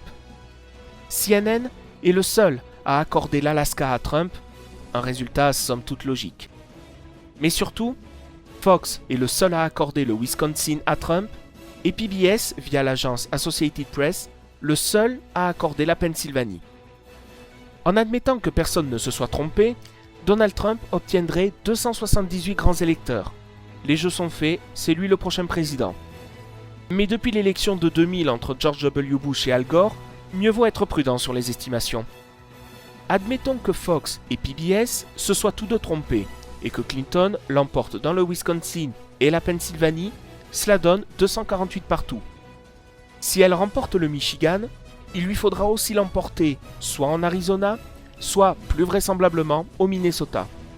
En revanche, si le Michigan va à Trump, il lui faudra l'Arizona et le Minnesota et récupérer soit le New Hampshire, soit la 2e circonscription du Nebraska pour être élu. Revenons au départ. Admettons que Trump ait bien remporté le Wisconsin, mais pas la Pennsylvanie qui reviendrait à Clinton. Elle doit obligatoirement remporter le Michigan et s'imposer en Arizona et au Minnesota. Mais si Trump remporte l'Arizona, elle doit alors également remporter le New Hampshire et le dernier grand électeur du Nebraska pour une égalité à 269 partout. Dans ce cas de figure, ce serait alors la Chambre des représentants qui élirait le président à raison d'une voix par État, un système qui serait plutôt favorable à Trump. Enfin, dernier scénario possible. Admettons que ce soit Clinton qui ait remporté le Wisconsin, mais Trump qui ait remporté la Pennsylvanie. Clinton n'a qu'une seule alternative, remporter obligatoirement le Michigan, l'Arizona, le Minnesota, le New Hampshire et le dernier grand électeur du Nebraska. Car si Trump remporte le Nebraska en entier, c'est l'égalité à 269 partout. En résumé, à l'instant où John Podesta quitte l'estrade, la victoire d'Hillary Clinton reste possible, mais fort peu probable. You know, I've seen this movie twice before. 2000 in Nashville, Tennessee, I was covering Al Gore. Billy Daley, who was the campaign chairman, came to say that there would be no conclusion to that election that night. And of course, there wasn't for more than a month more.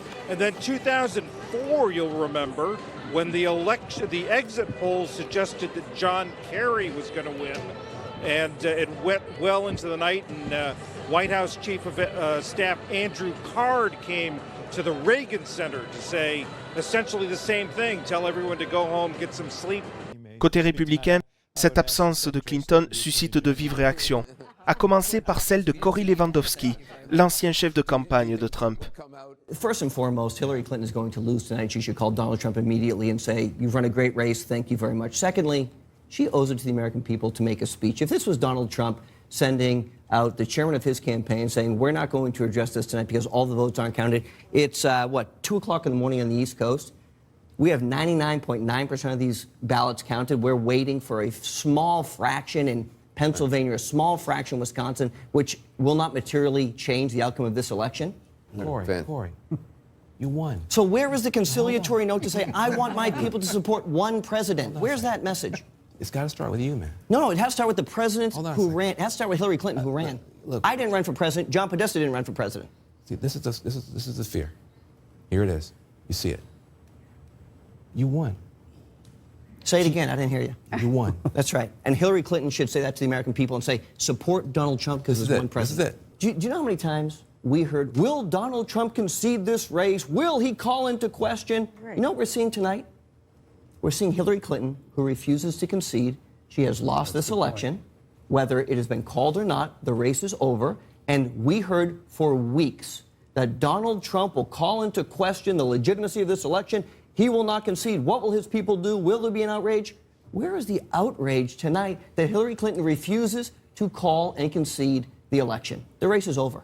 Il est vrai que ce genre de réaction était plutôt attendu du côté de Donald Trump. Petit flashback.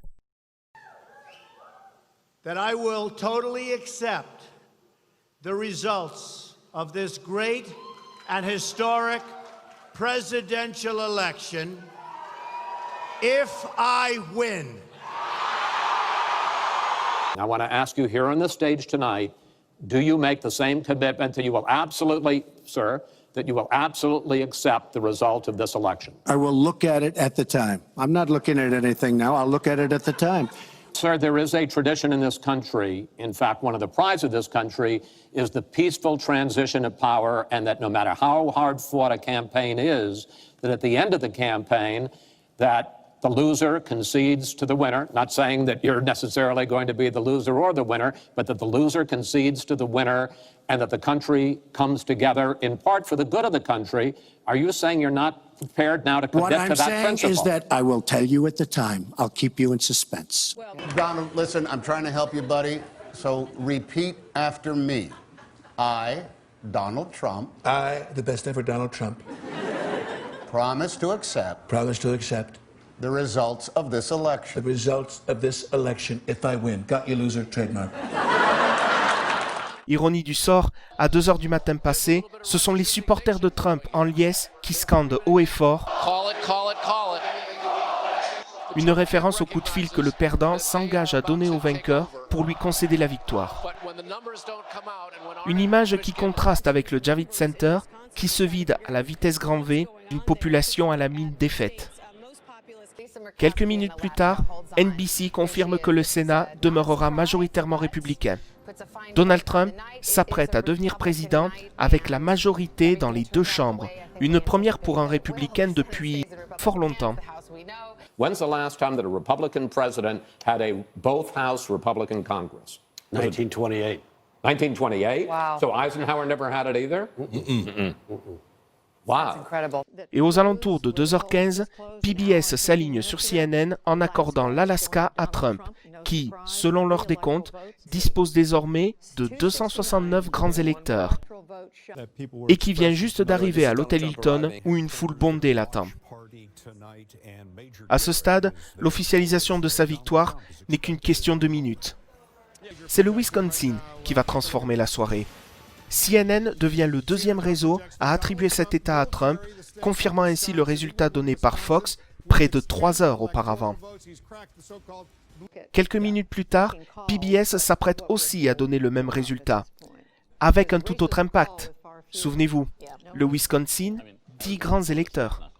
Well, Donald Trump is on his way to the Hilton Hotel in Manhattan. Is he? And I don't think that's very far from Trump Tower. I don't remember the addresses in New York City, but they're pretty close together. Very close. The Associated Press is calling Wisconsin, so that puts him over the top. Donald Trump is the next president of the United States. We can project it on the basis of an Associated Press report that Donald Trump will win the state of Wisconsin. That is 10 more electoral votes, 269, 279. You need 270 to be president. Our next president will be Donald Trump. Wow. Cette fois, les jeux sont faits.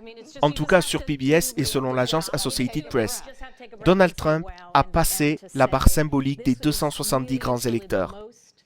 Mais à son QG, aucune euphorie chez ses supporters. Visiblement, personne n'est au courant de la victoire de leur champion. Cela dit, au Javits Center, ils sont encore moins nombreux à être informés de la défaite de leur championne, qui intervient moins d'une demi-heure après la mise au point de John Podesta.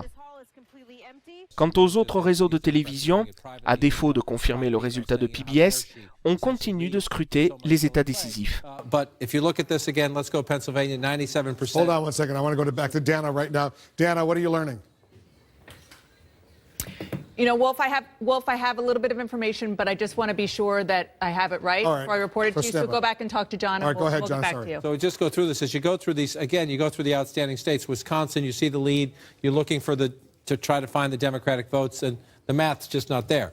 And that, again, if it was one state, you'd say, okay, they're going to be extra careful about one last state. You come back to Michigan, it's very hard for the math. And I just want to pop this up, Wolf. It is not inconceivable that Donald Trump catches up in Minnesota.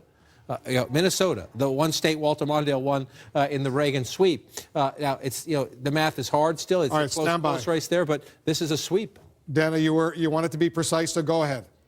That's right. CNN can report that Hillary Clinton has called Donald Trump to concede the race. She has called Donald Trump to say that she will not be president, and I'm not sure the exact words, but probably to congratulate President-elect Donald Trump. So that has happened in the last few moments. Cette annonce intervient moins de 10 minutes après le résultat de la chance Associated Press. Et c'est ce qui était prévu, comme le confiera quelques mois plus tard à ABC News Kellyanne Conway. La veille du scrutin, un accord avait été passé entre les deux staffs de campagne. Une fois qu'Associated Press aurait désigné un vainqueur, le perdant s'engageait à lui concéder la victoire dans les 15 minutes. Et cette fois, une immense joie envahit le QG de campagne de Trump. Sauf que ces scènes de liesse ne sont pas liées à l'information de CNN, mais à celle de Fox News qui tourne en boucle à l'hôtel Hilton, car dans le même temps, le nombre de grands électeurs attribués à Trump passe là aussi la barre symbolique des 270, sans que les analystes en plateau ne s'en aperçoivent, contrairement à la foule massée près du studio. Supporters and advocates we've updated our electoral scorecard. What is going on? We are going to make this decision now. The Fox News decision desk has called Pennsylvania for Donald Trump. This means that Donald Trump will be the 45th president of the United States, winning the most unreal, surreal election we have ever seen. This candidacy starting on an escalator ride 1 year ago and going down against 16 Republican candidates. What started off as unlikely, impossible, is now reality. Fox devient le premier des 4 grands réseaux de télévision à annoncer la victoire de Donald Trump. Plus rien désormais ne saurait arrêter la marche de l'histoire. Moins de 5 minutes après cette annonce, Mike Pence, le colistier de Donald Trump et désormais vice-président élu, s'avance sur l'estrade avec sa famille. This is a historic night.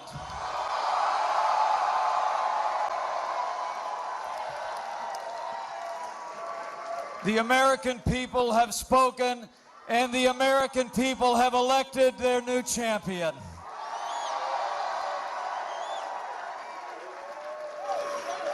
America has elected a new president, and it's almost hard for me to express the honor that I and my family feel that we will have the privilege to serve as your Vice President of the United States of America.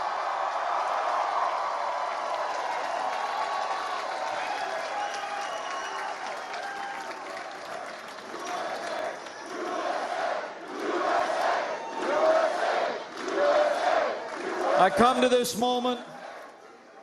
this moment deeply humbled, grateful to God for his amazing grace. Grateful to my family, my wonderful wife Karen, our son Michael and his fiancée Sarah, our daughter Audrey, far away, and our daughter Charlotte. I could not be here without them. And I'm deeply grateful to the American people for placing their confidence in this team and giving us this opportunity to serve. And I'm mostly grateful to our President-elect, whose leadership and vision will make America great again.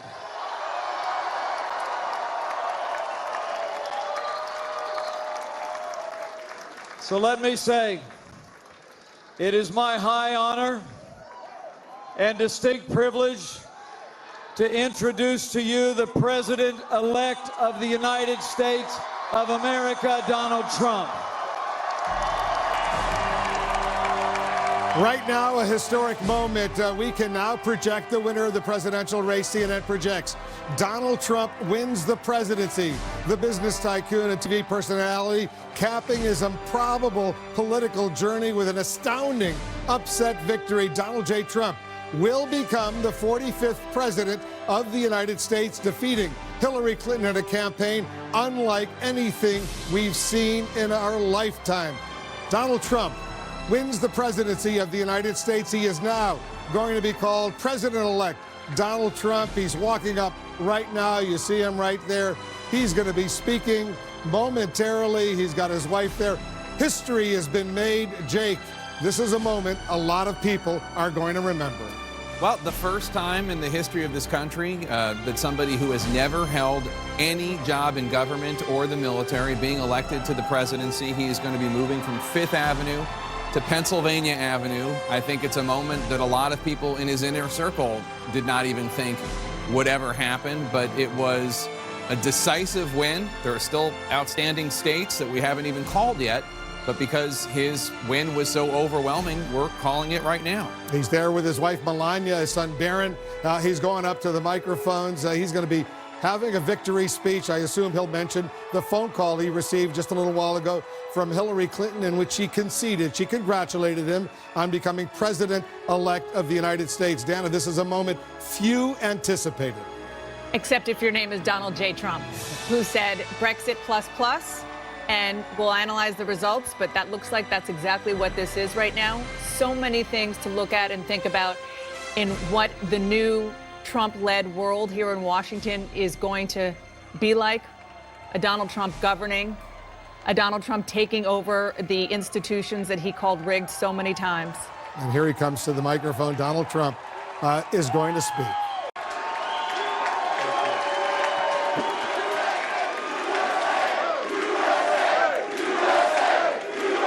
Thank you. Thank you very much, everybody. Sorry to keep you waiting. Complicated business. Complicated. Thank you very much.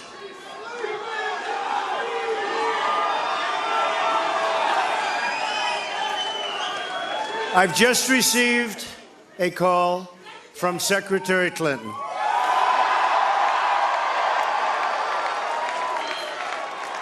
She congratulated us, it's about us, on our victory.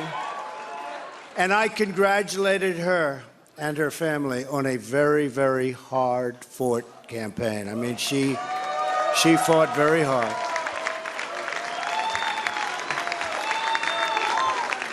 Hillary has worked very long and very hard over a long period of time, and we owe her a major debt of gratitude for her service to our country.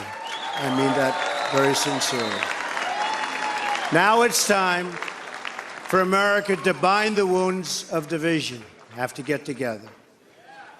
To all Republicans and Democrats and independents across this nation, I say it is time for us to come together as one united people. Time. I pledge to every citizen of our land that I will be president for all Americans, and this is so important to me.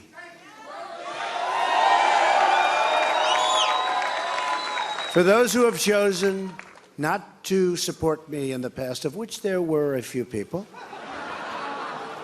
I'm reaching out to you for your guidance and your help so that we can work together and unify our great country. As I've said from the beginning, ours was not a campaign, but rather an incredible and great movement made up of millions of hardworking men and women who love their country and want a better, brighter future for themselves and for their family. It's a movement comprised of Americans from all races, religions, backgrounds, and beliefs who want and expect our government to serve the people and serve the people it will.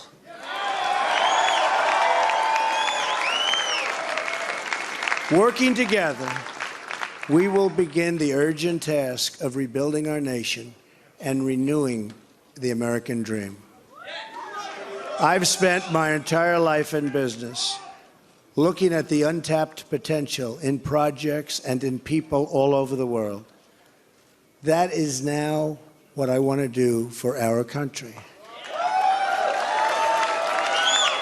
Tremendous potential. I've gotten to know our country so well. Tremendous potential. It's going to be a beautiful thing.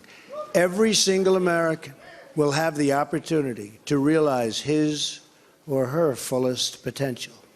The forgotten men and women of our country will be forgotten no longer.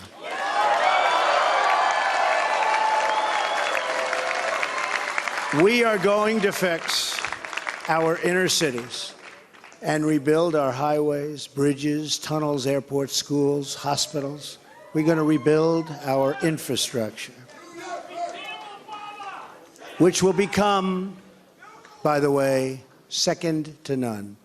And we will put millions of our people to work as we rebuild it. We will also finally take care of our great veterans. We've been so loyal, and I've gotten to know so many over this 18-month journey. The time I've spent with them during this campaign has been among my greatest honors. Our veterans are incredible people. We will embark upon a project of national growth and renewal. I will harness the creative talents of our people, and we will call upon the best and brightest to leverage their tremendous talent for the benefit of all. It's going to happen. We have a great economic plan. We will double our growth and have the strongest economy anywhere in the world. At the same time, we will get along with all other nations, willing to get along with us. We will be. We'll have great relationships. We expect to have great relationships. No dream is too big, no challenge is too great. Nothing we want for our future is beyond our reach. America will no longer settle for anything less than the best. We must reclaim our country's destiny and dream big and bold and daring. We have to do that. We're going to dream of things for our country, and beautiful things and successful things once again. I want to tell the world community that while we will always put America's interests first, we will deal fairly with everyone, all people and all other nations. We will seek common ground, not hostility, partnership, not conflict. And now, I'd like to take this moment to thank some of the people who really helped me with this, what they are calling tonight, very, very historic victory. First, I want to thank my parents, who I know are looking down on me right now. Great people. I've learned so much from them. They were wonderful in every regard. I had truly great parents. I also want to thank my sisters, Marianne and Elizabeth, who are here with us tonight. And where are they? They're here someplace. They're very shy, actually. And my brother Robert, my great friend. Where is Robert? Where is Robert? My brother Robert. And they should all be on this stage, but that's okay. They are great. And also my late brother, Fred, great guy, fantastic guy. Fantastic family. I was very lucky. Great brothers, sisters, great, unbelievable parents. To Melania and Don.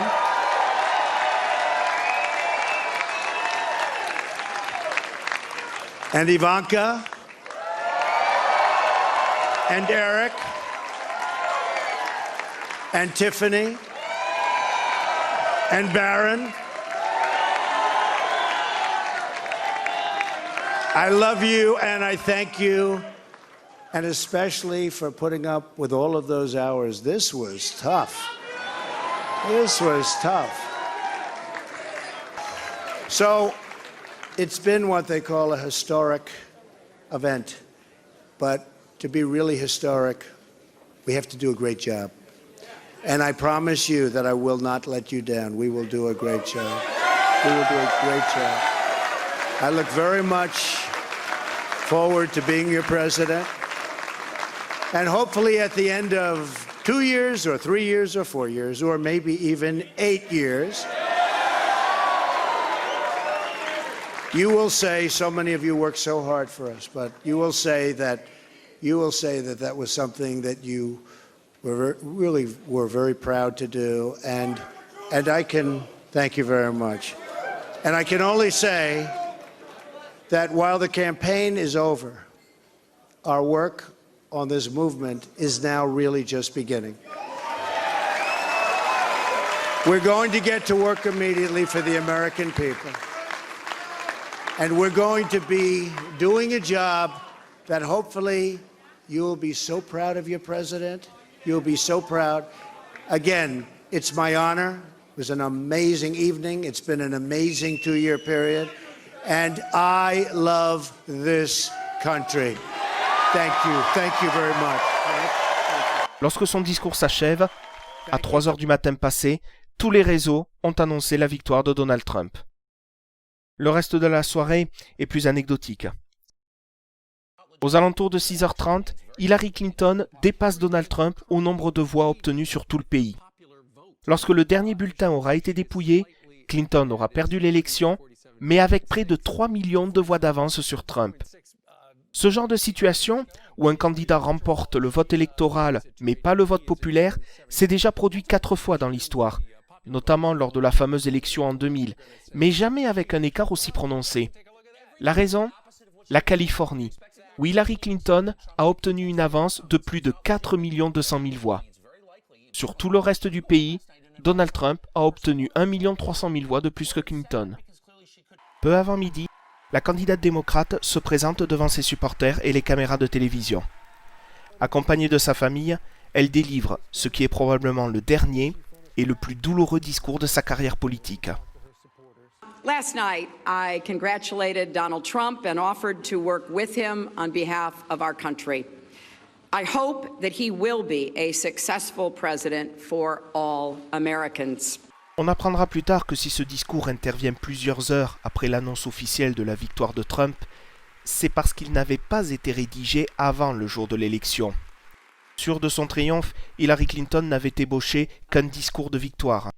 This is not the outcome we wanted or we worked so hard for, and I'm sorry that we did not win this election for the values we share and the vision we hold for our country. À cet instant, il reste encore 3 États où un vainqueur n'a pas été désigné. Vers 14h, Hillary Clinton remporte le Minnesota avec 40 000 voix d'avance et Trump le dernier grand électeur du Nebraska. Il faudra attendre 19h pour que la victoire d'Hillary Clinton dans le New Hampshire soit officialisée avec moins de 3 000 voix d'avance. Le résultat de cet État d'1 million d'habitants tombe plus de 24 heures après la fermeture des bureaux de vote. Mais la palme revient au Michigan, qui mettra plus de 2 semaines à officialiser la victoire de Trump avec une avance de 10 000 voix seulement. Le décompte final donne 306 grands électeurs pour Donald Trump, 232 pour Hillary Clinton. Une victoire que les sondages n'avaient pas vue. Mais dans quelle mesure se sont-ils trompés ? En comparant les cartes des principaux instituts de sondage avec les États donnés sûrs ou en ballottage favorable pour tel candidat avec la carte définitive des résultats, l'explication se trouve sur 3 États dans lesquels Trump s'est imposé d'une courte tête. Le Michigan, le Wisconsin et la Pennsylvanie.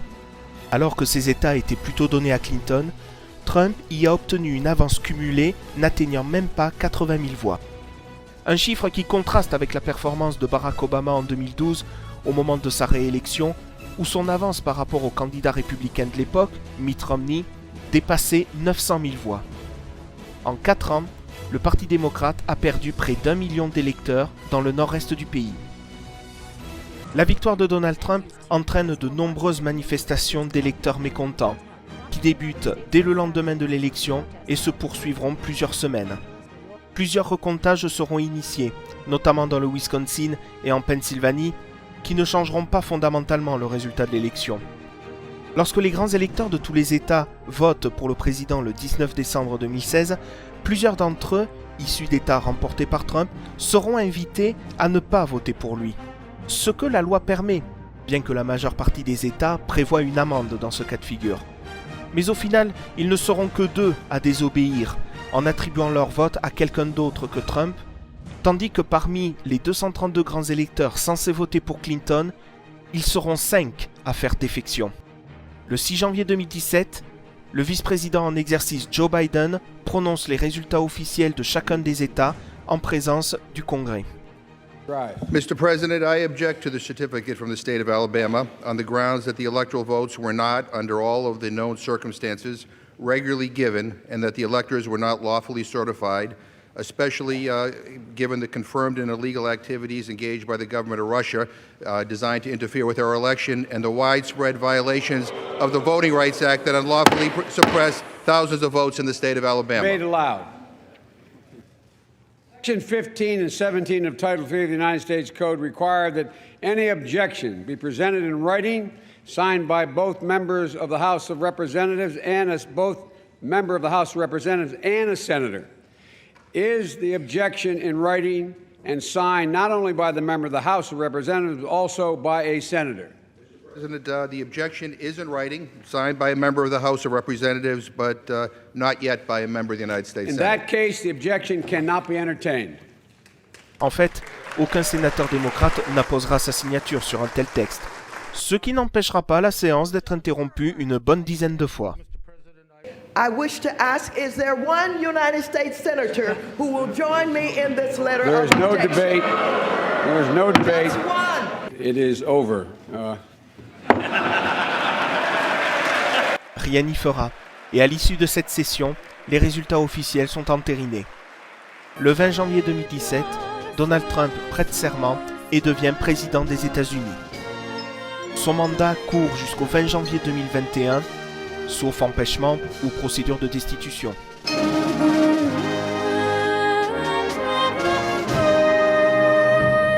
Les prochaines élections présidentielles auront lieu le mardi 3 novembre 2020.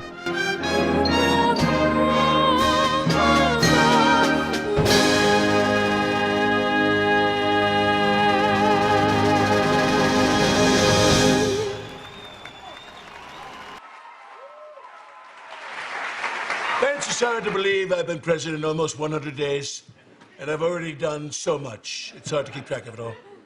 Read to me again from the list of my accomplishments. Of course, sir. Nominated Neil Gorsuch. God, I love that list. What a beautiful, long list. Look around, Mike. We've had such great memories in this room. Yeah, if these walls could talk. Oh, my God, can they? It wasn't me. No, sir, that's just a saying. Anyway, like I was saying, so many memories in this room. This is where I met with the Chinese president. That was at Mar-a-Lago, sir. Well, this is where I ordered the Syrian strike. That was also at Mar-a-Lago, sir. Well, this is where I showed classified information to the Japanese prime minister. That was in front of a bunch of waiters at Mar-a-Lago, sir. Well, the point is, these 100 days have been such a success. And I'm so sad my presidency is finally coming to an end. No, sir, you still have over 1,300 days left. I don't know, have you seen my tweets about North Korea? This could all be over by Monday.